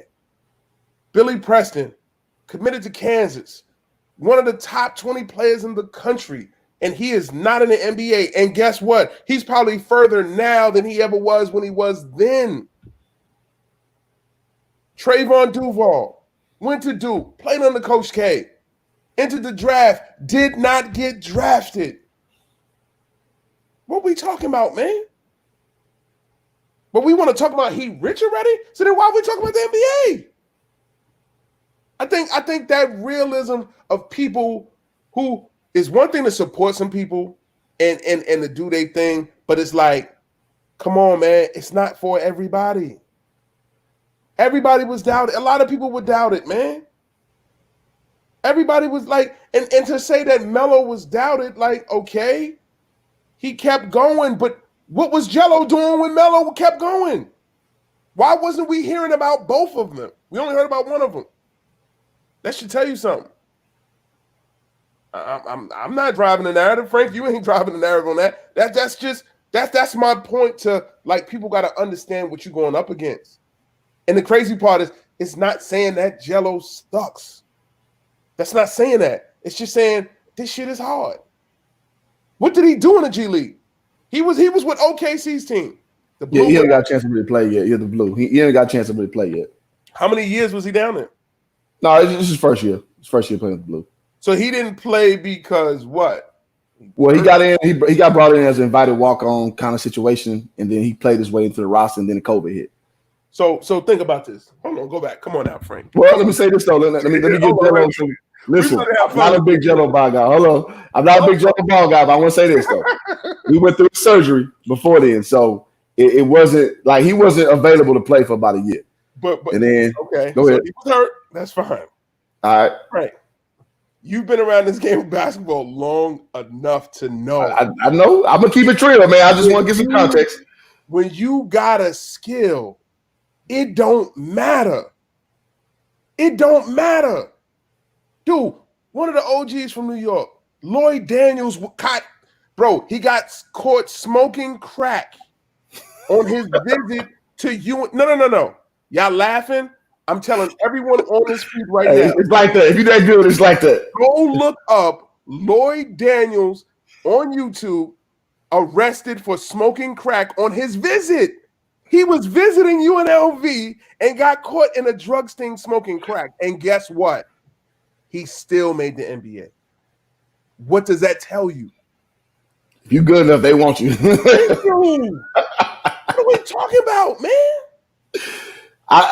I'm not Gucci. Now here's why I say this though, bro. I think LiAngelo is a cat that he needed 4 years of college or 4 years of grooming. Yes. However you want to shake that out. Yes. Like PJ Tucker. PJ Tucker went 4 years at UT, right? Yes. So let me provide context. Let me put this on me real quick, man. You know, I put a lot of spotlight on you because, brother, you're a very knowledgeable brother. But let me speak a little something real quick. Let me talk my shit a little bit. All right, so a guy like PJ Tucker, right? I played against him my junior year of college. I think that was PJ's last year. He had LaMarcus Aldridge, and that was the year they tried to make PJ offensive threat. Like we talked about earlier about Zoe being a threat. So they see that PJ Tucker was a flash in the pan. That was his year to kind of step up and be an offensive threat. One of the worst players I played in my life, who the NBA is PJ Tucker. That MF had no moves. He was slow. He's big. I was like, it's like holding one of the second string dudes, at Prairie View, you know what I'm saying? And so he was not good to me. But with that being said, he had his moment then he got drafted by the Toronto Raptors, y'all remember. He didn't really shake out. He had to go overseas a few years and groom again. Mm-hmm. So in all actuality, for him to be a real NBA player, it took him about 6 years. Mm-hmm. You know what I'm saying? 4 years of college, 1 year in NBA, flamed out, and then go overseas for a year and a half and come back. And you know what I can't allow you to do? Adding context, I can't allow you to not necessarily underrate, but understate that senior year that PJ Tucker had. Because, bro, he put in some pain. No, he did. I'm just saying it's one of the worst pros I played personally. I'm saying. He was first team All-American. And the only reason why I know this, because I think I lost a bet to somebody. Because I'm like, man, PJ Tucker sucked. He's like, no, he ain't sucked. That dude at Texas. And I'm like, what you talking about? They said, look up at the senior year. And sure enough. So, bro, look at this. He was the Big 12 Player of the Year. Mm-hmm. He was second team All-American. You feel what I'm saying? So, like, there are things to lean on, like, to your point that he got drafted, he wasn't ready, he went overseas, he beat that up, and he did his thing. Like, and to all your guys that are ball followers, like fellas, please understand. I followed this family myself. I've been on the AU circuit. So when somebody asks what level did he not play well on, like there was a whole narrative with them. They played where they wanted to play. I seen him, assistant coach Dwayne Broussard, who recruited them at UCLA. He got the commitment from Lonzo. He was the main recruiter. He was associate head coach. He's also a Willow Ridge alum. He's a Houston native. So I'm well versed with the Ball family. So miss me with the stars. Cliff will tell you I can care less about her because I actually see these kids. I see them. And like Cliff is saying, what Jello needed for himself was his body of work to speak for him. Like there are going to be two type of pros when you see kids coming out of high school going into college. You're going to be a pro where aesthetically, your body, you got the wingspan that Jasmine going to talk to you about. You got the standard. You got all these things, and it is a pro. You're going to be like Pascal, and you're going to be like Giannis. Cool. Those guys are going to get the chance to leave early. They don't have to do much. They're a pro. Then the other pro is a resume pro. You took your team to the Final Four. You won a national championship. You did all these things over a 3-4 year window, and that made you a pro. When you go back and look at Mateen Cleaves, a guy that probably none of us were probably big fans of in college, he didn't have a great body. He didn't have, aesthetically, he didn't look great. He didn't do none of these things.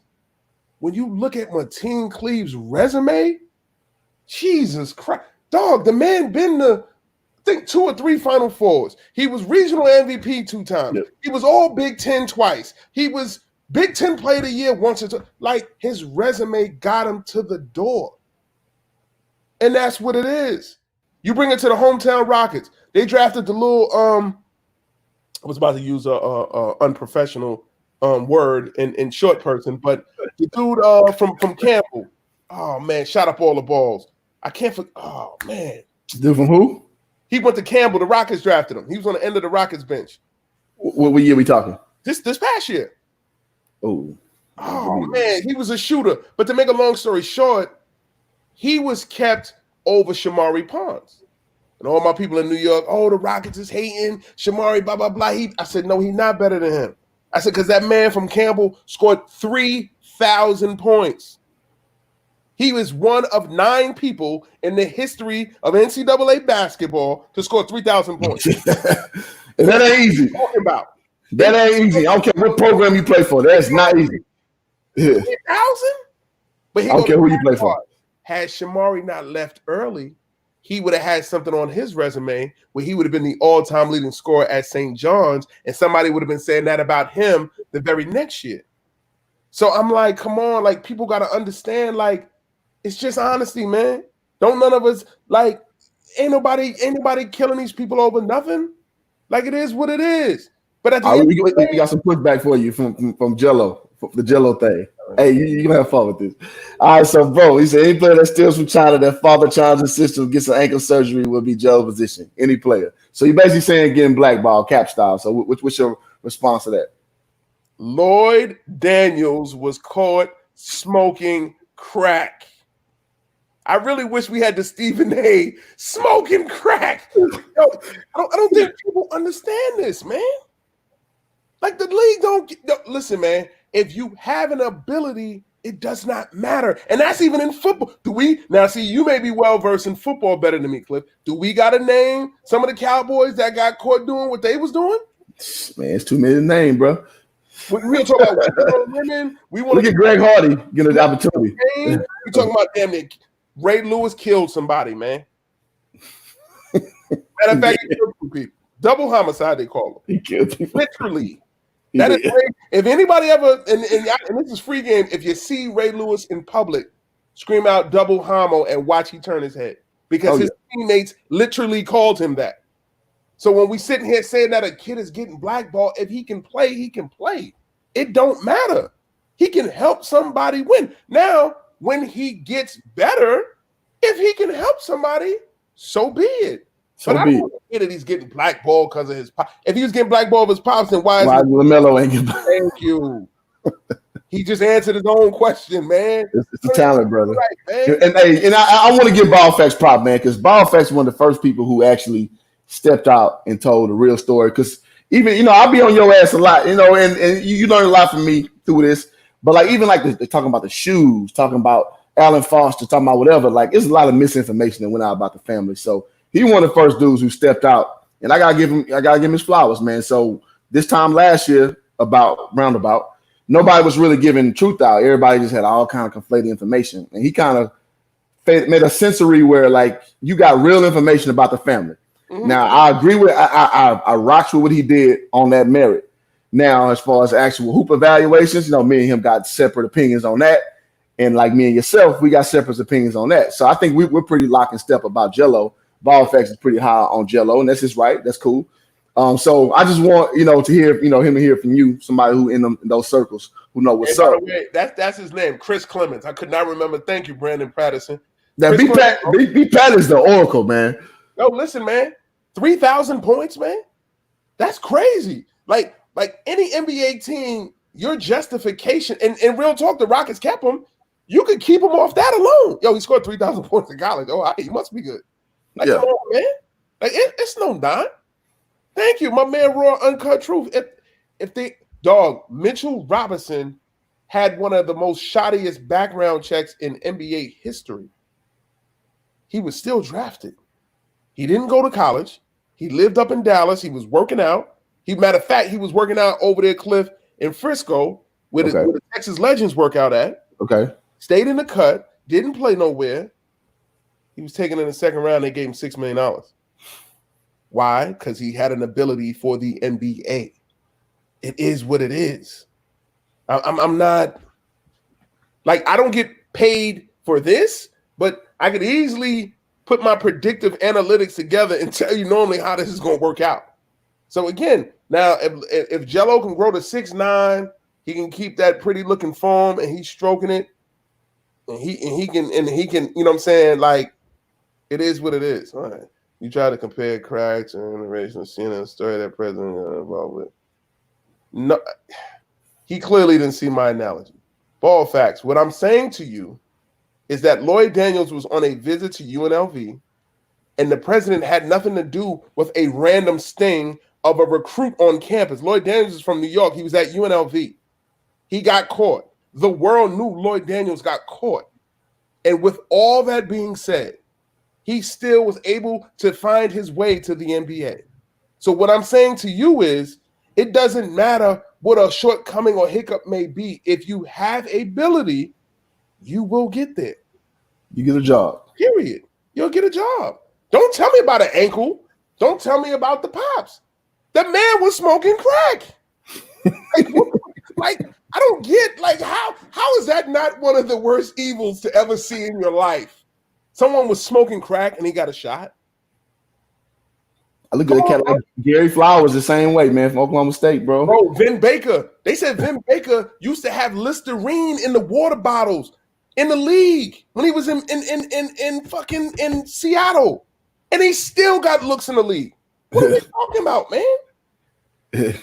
Like, come on, man. Like, I don't think he understands. Like people have far worse issues than Jello. Like, seriously, far worse issues.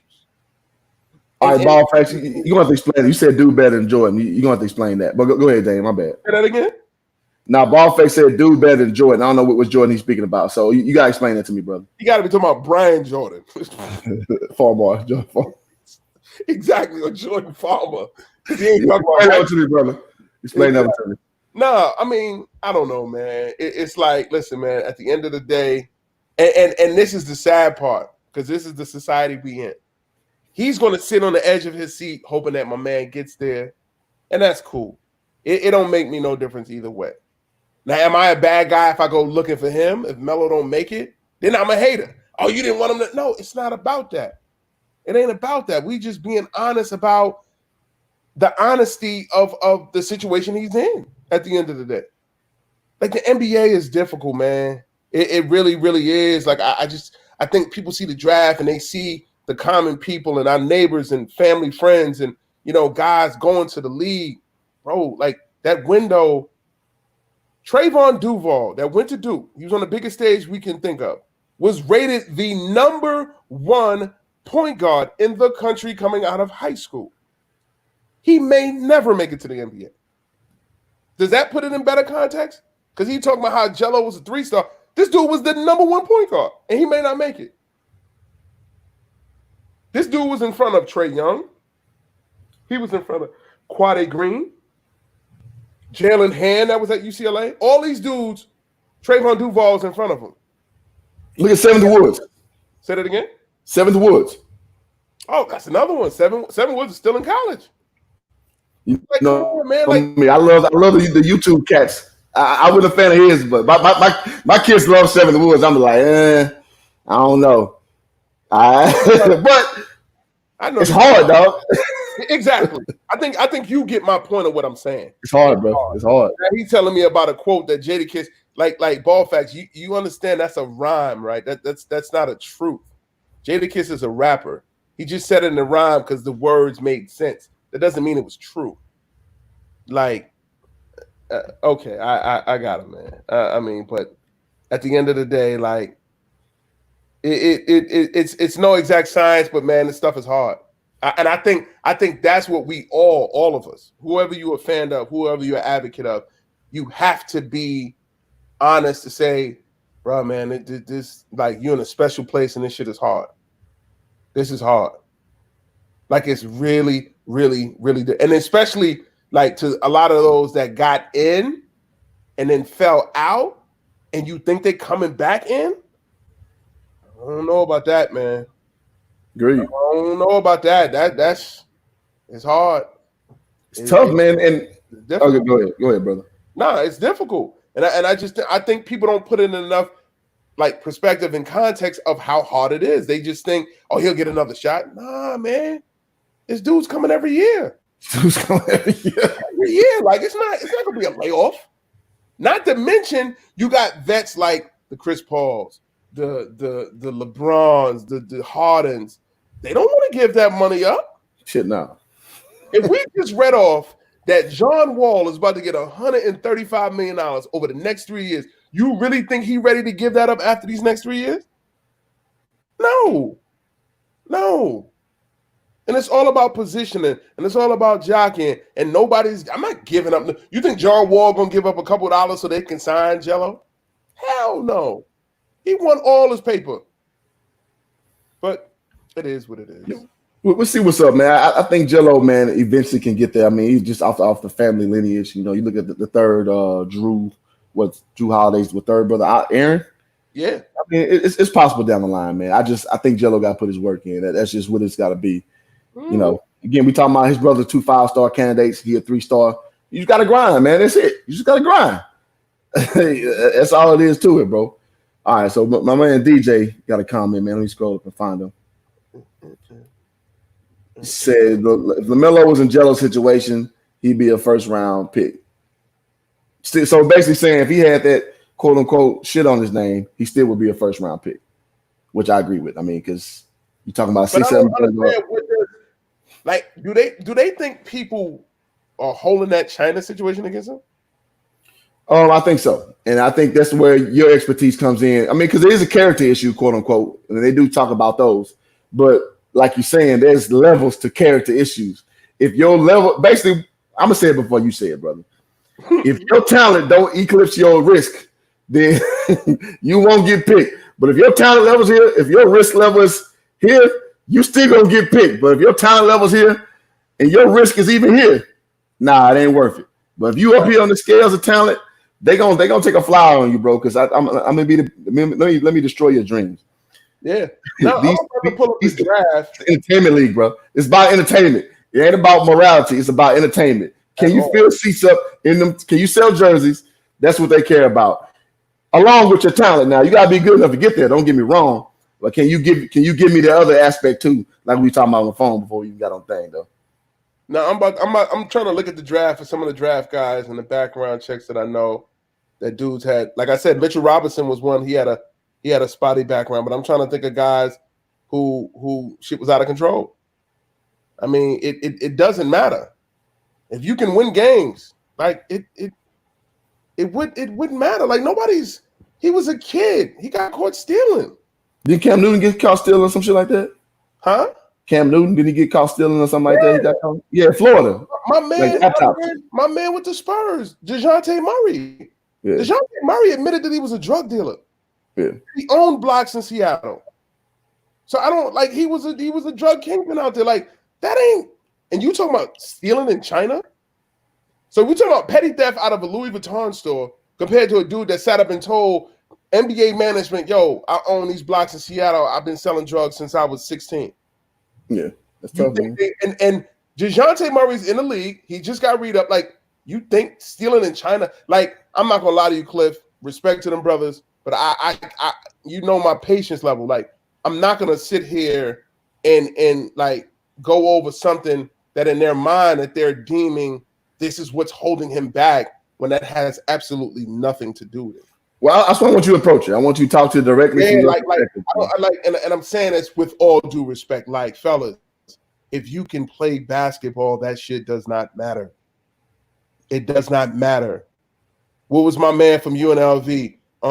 Had the big lips, played for Keon Clark. Keon Clark was in and out of rehab with John Lucas. Straight dope. For sure. Got caught stealing, doing all kinds of shit. He stayed in the league until he could not play anymore. Yeah. Until his talent could not do that. Roy Tarpley, he was a known addict. Like the stuff that they talking about, that does not matter. It doesn't matter. What's my man's name from Seton Hall, man? In Last Dance, Dennis Rodman in a game, drink a beer, get on a motorcycle, and get a police motorcade outside that arena. What are we talking about, man?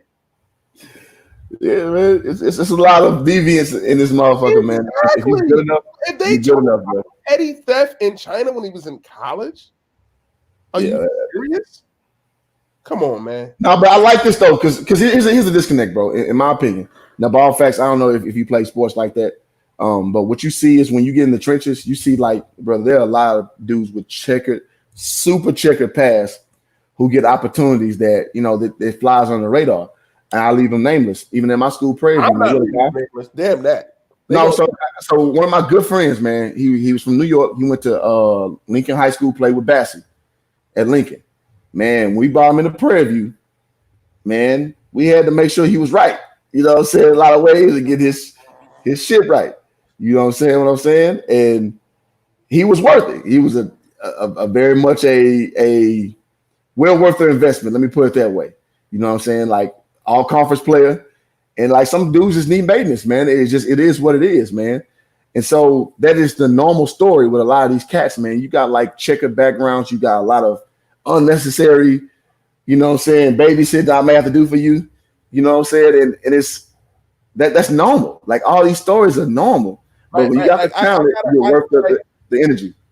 and I don't say this as a slight or slander, but how old is Ball Fact? Is he a younger guy? I believe he's closer to our age. I don't know that for a fact. Because Ball Fact, you the can tell me fact, about. like, he's now trying to get off to China, and I didn't see the feed. He's talking about the ankle. Oh yeah, these comments on Smash, bro. But to his point of saying that international crime is worse, no, he just can't go back to China. It's not like it comes back to him in America. They're not going to extradite him from America to China. So what are you? It has nothing, anything. So he doesn't want to change it. He's talking about the injury. So he's saying, forget about the crime. Check your past. We're talking about the injury more than anything, which I agree. His injury did stagnate him. What I'm saying is the injury didn't supersede his lack of talent. Because again, he's a 3-star prospect, which means you got to really put that work in and prove yourself. Like Dain Lillard. Dain Lillard was a 2-star prospect. I coached against Dain Lillard at Weber State. Dain Lillard ain't start when I coached against him, bro. We talking about Prairie View A&M versus Weber State at UCLA's gym. We played the Cats I told you about, killed UCLA. And the next day we lost against Weber State because they couldn't get up for Weber State. Like we had an excellent game, and that's when they had Holiday and they had Collison on the team.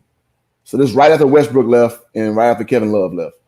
So I say all to say this: you still got to prove yourself. When you're a lower ranked guy, you gotta get buckets, man. That's how you're gonna get yourself in. The Orlando Magic drafted Chuma Okeke from Auburn. He tore his ACL. But you're telling me about an ankle.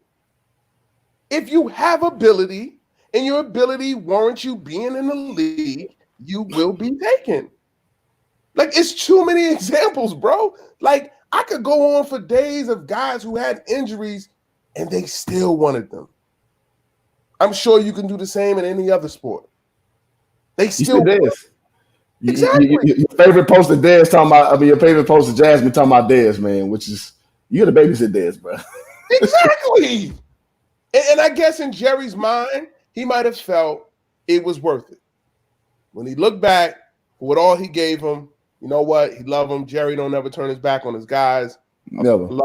That's my guy. It is what it is. I just think anybody that's a fandom of any group of people or any players, like you honestly have to you have to be real with yourself, man. You do like you don't lose yourself. You be logic, you be practical in understanding, what's going on. And again, no one is saying that Jello sucks. No one is saying that the man can't be successful. But if the question is asked, will he be 5 years from now? Again, managing your brothers it won't be a bad profession.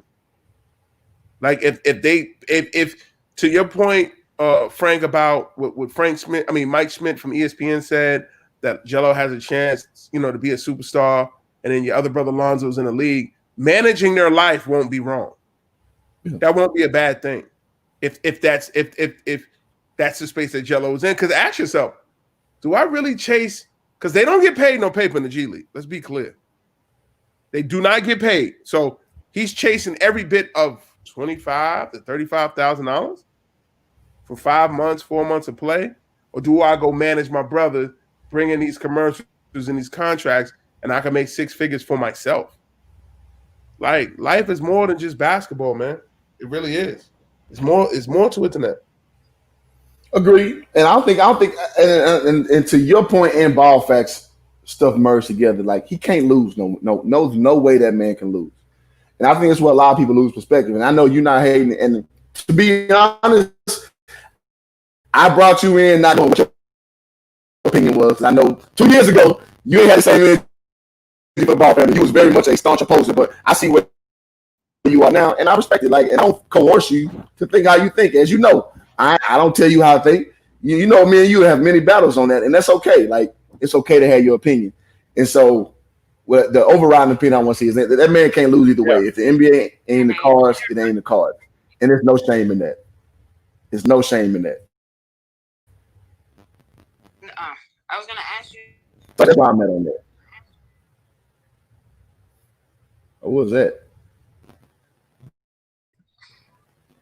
Yeah. Oh, okay. You got a little Skype.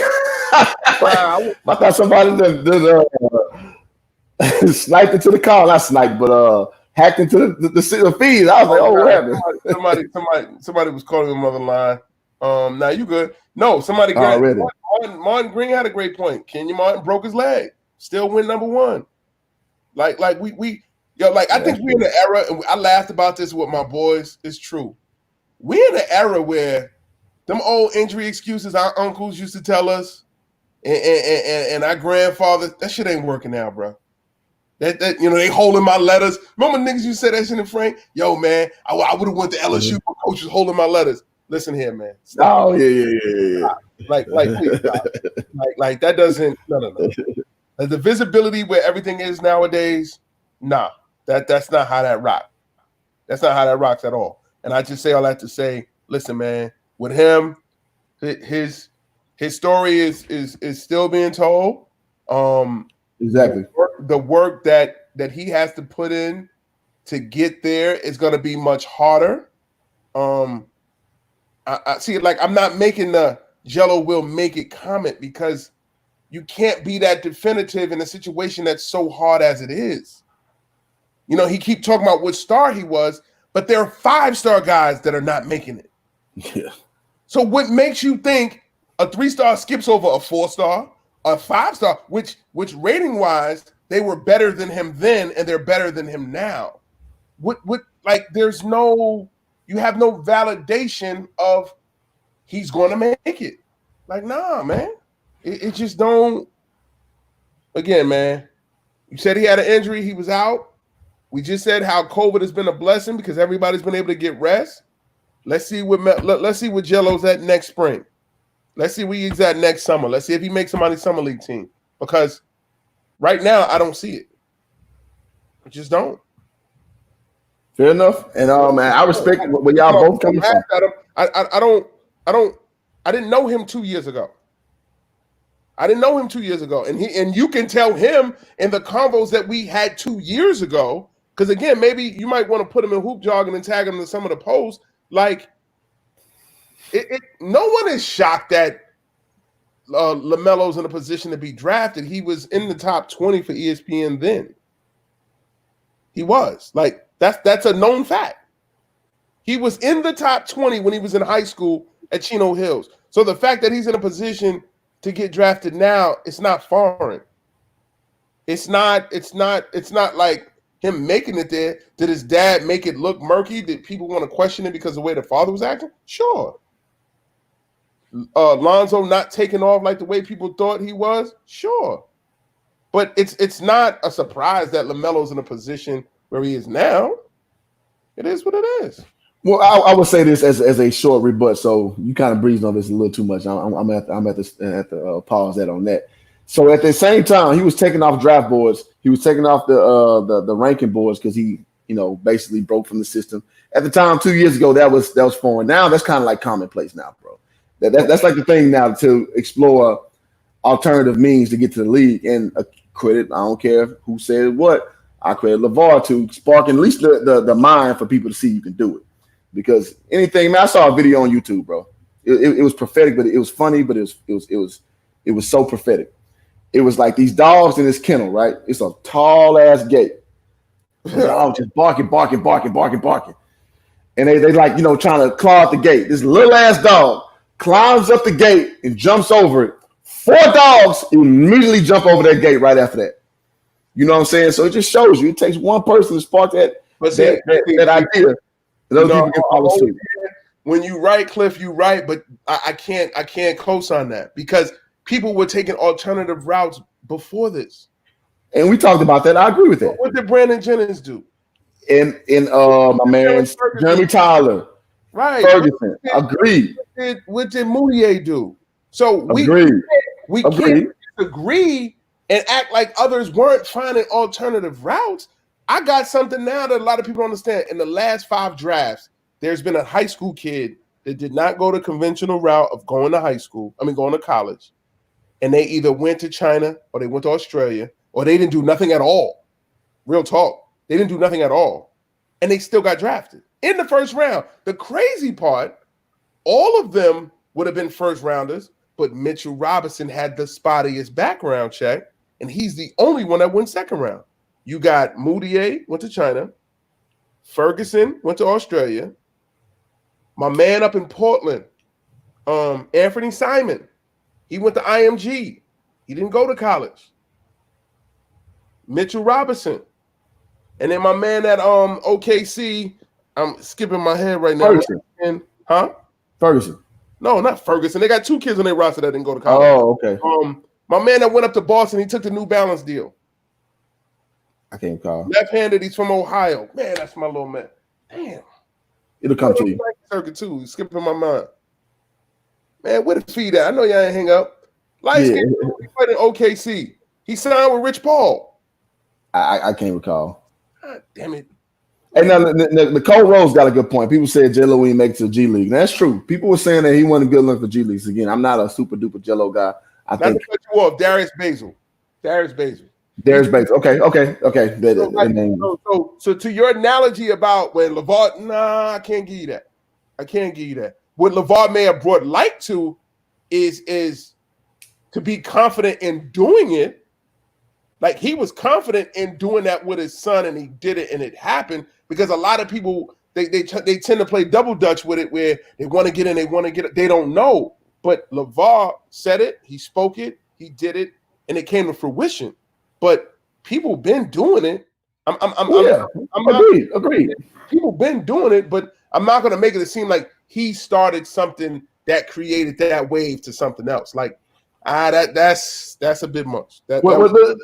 That's fair. So I guess the part I want to take is he made the strongest push to show that you can take alternative means. Again, by starting your own league, getting laughed at from a standpoint where ESPN didn't want to cover the shit. Whether that's their own thing. And you look at the numbers for the YouTube. I'm sorry, the Facebook numbers. They did like $300K per broadcast. Oh no, they did. They definitely did the numbers. So he had an audience, and it shows you can do it. And it was a little bit of sabotaging in there. I can own that because when ESPN put Jeff Goodman in there to do the BS that he did, which ironically they end up getting rid of him. That was definitely part of trying to kill the momentum they had in their sail and their wave. And absolutely, it's unfortunate, but I mean, I think the success, the man is proud of his kids and doing what he did is what it is. But all the great he's done, there's also, other pitfalls that he's had, and people question the things like about the shoe brand. And I ain't even gonna lie, like, how did that even all turn out? Did everyone get their product? Did everyone get their shoes and things of that nature? Yeah. Well, so I mean, I got like 3 pair of Big Baller brand shoes actually. And so the first wave, that was an issue. Like they were getting through with the logistics. Right. And having somebody who sold shirts for many years, sometimes you can get like if if the orders overwhelm you, it gets a little tough sometimes. I mean, it's hard to keep our orders. You know me. You know me and hoop jargon, bro. Yeah. Sometimes boys like, bring my shirt. I'm like, God damn, I'm sorry, bro. But has everyone gotten their stuff at least to public knowledge? Yeah, man. Like it's way past that now. Like it's very efficient. So Chris Rivers, who was over at Adidas, I believe, he's taken over the operations like a year ago, bro. So it's not even close to what it was under Alan Foster's tutelage. Mm-hmm. But people hold on to that one little story. And when Joe said, let's give it up. I mean, RIP to Nipsey, but bro, I remember I ordered some stuff from. There you go. It took forever to get this shit. Fam, it took me every bit of I BS you not 10 months. It took me a stretch to get all that stuff going. So I mean, it is what it is.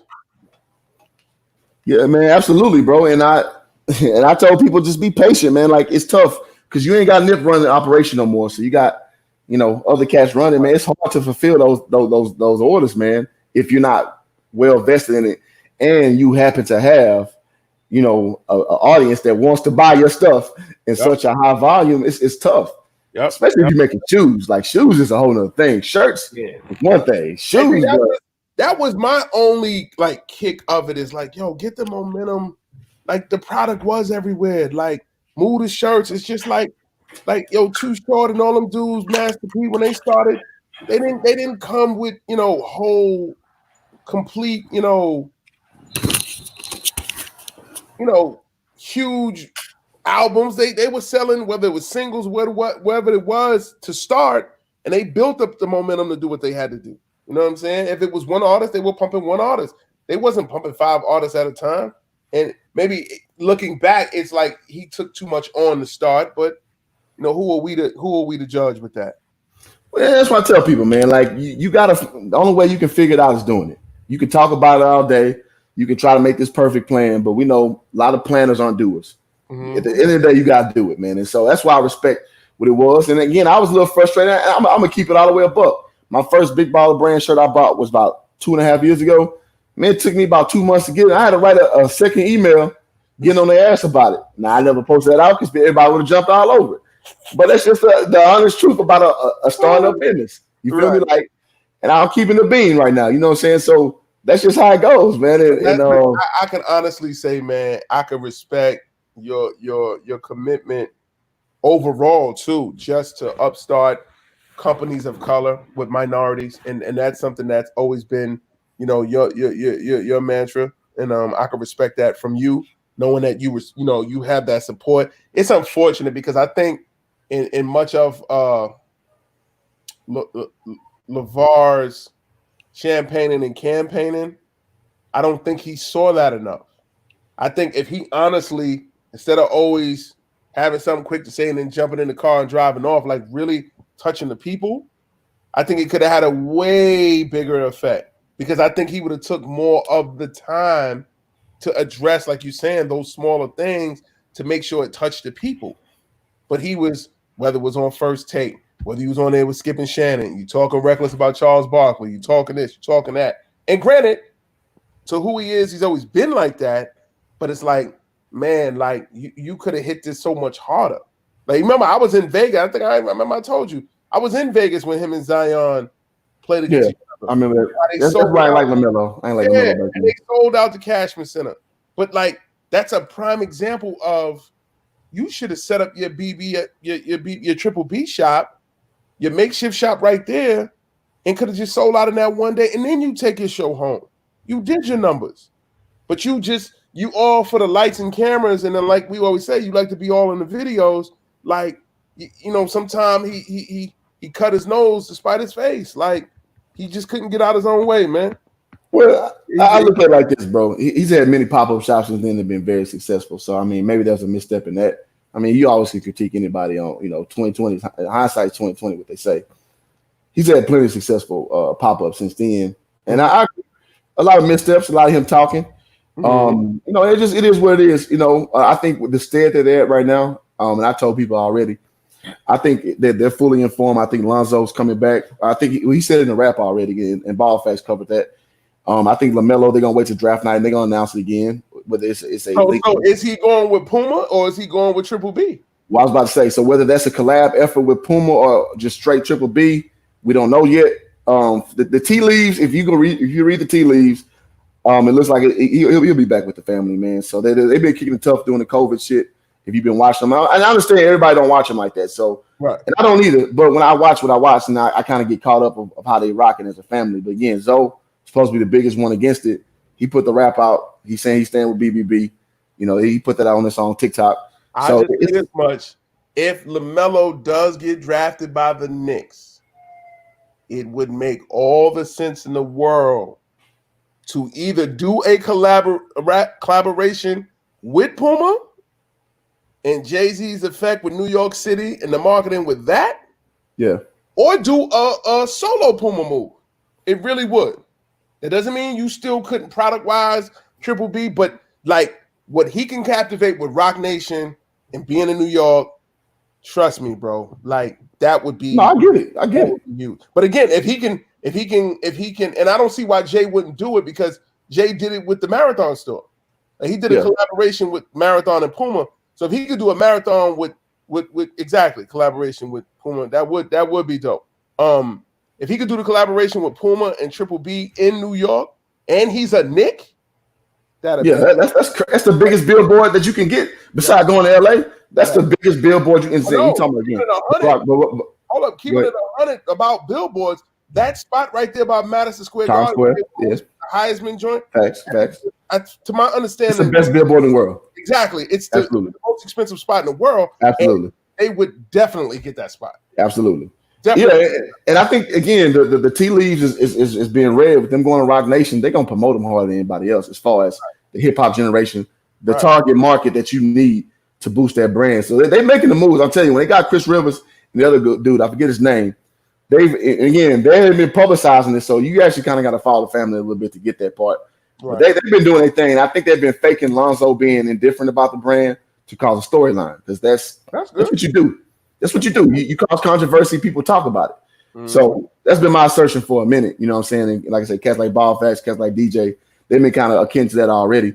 So that's kind of like what they're doing. And I think that's a good thing. Like, you have to make mystique about your brand, especially being a uproot, because you got to make your story different from everybody else. So yeah, man. So brother, if you want to leave our fans with something else, it's been a riveting thing. Every time you get on, man, the comments just be going, but you get so controversial, man. I'm gonna look tonight. Hopefully, we got 2 winners. The person who put Bernard King is not correct. Okay. Bernard King was drafted by the New York Nets, yes, but his success did not come with the Nets. It came with the Knicks, and that was later. So again, it's the team that drafted you. You put in pain or you put in work with that team. So like we said, Derrick Rose got drafted by the Bulls. He put in his work and pain with the Bulls. LeBron, Ohio. So that's 2 answers y'all already got. But I will pick 2 winners tonight. There's a thread, Cliff. I'll look at Hoop Jargon when I get off to post it to see if anybody does it. But yes, I will announce the winner sometime tonight or in the morning for sure. But it's all already, man. Gotta definitely do this more often and get up. Yes, sir. Let's do it, man. I'm gonna hit Malik up, man. I gotta get Malik Rose on this thing, man. Please do. Yeah, man. You gotta, if you know any other athletes, man, throw them my way. You know, I'm about these interviews, about giving people that truth, whether they like it or not. Yeah, bro. Yeah, man. So I appreciate everybody tuning in, man. Y'all been, man, most gracious to all y'all, man. Your feedback been awesome, man. So this is kind of like a last minute thing. We kind of just like, it's turned to a phone conversation. Like, man, let's go live. Let's do it. So, man, look, Martin talking about I'm making it work. Martin, this is actually easy. Like I've had people do homework assignments for myself, but I mean, dudes will tell you. Cliff got some exclusive Kobe's. Like, I show love in my contest, so I definitely deliver. I ain't never. There's not one jig that will tell you that I fronted on them. So I mean, if you can name five guys that got drafted in that city and put in that pain, I'm definitely gonna take care of you. Tracy McGrady is not an answer, Kevin, Tracy McGrady is not from Toronto. He is not from Toronto. Orlando. He's from Florida. Yeah. That's a nice try. That's close, but that was no cigar. Exactly. All right, Dain, man. Thank y'all for all y'all tuned in, bro. Always, Yeah, man. So, man, we're gonna end it right here, y'all. I hope y'all enjoy the show, man. Like I enjoy hosting it. And man, we're gonna rock out and see y'all next time, man. Peace.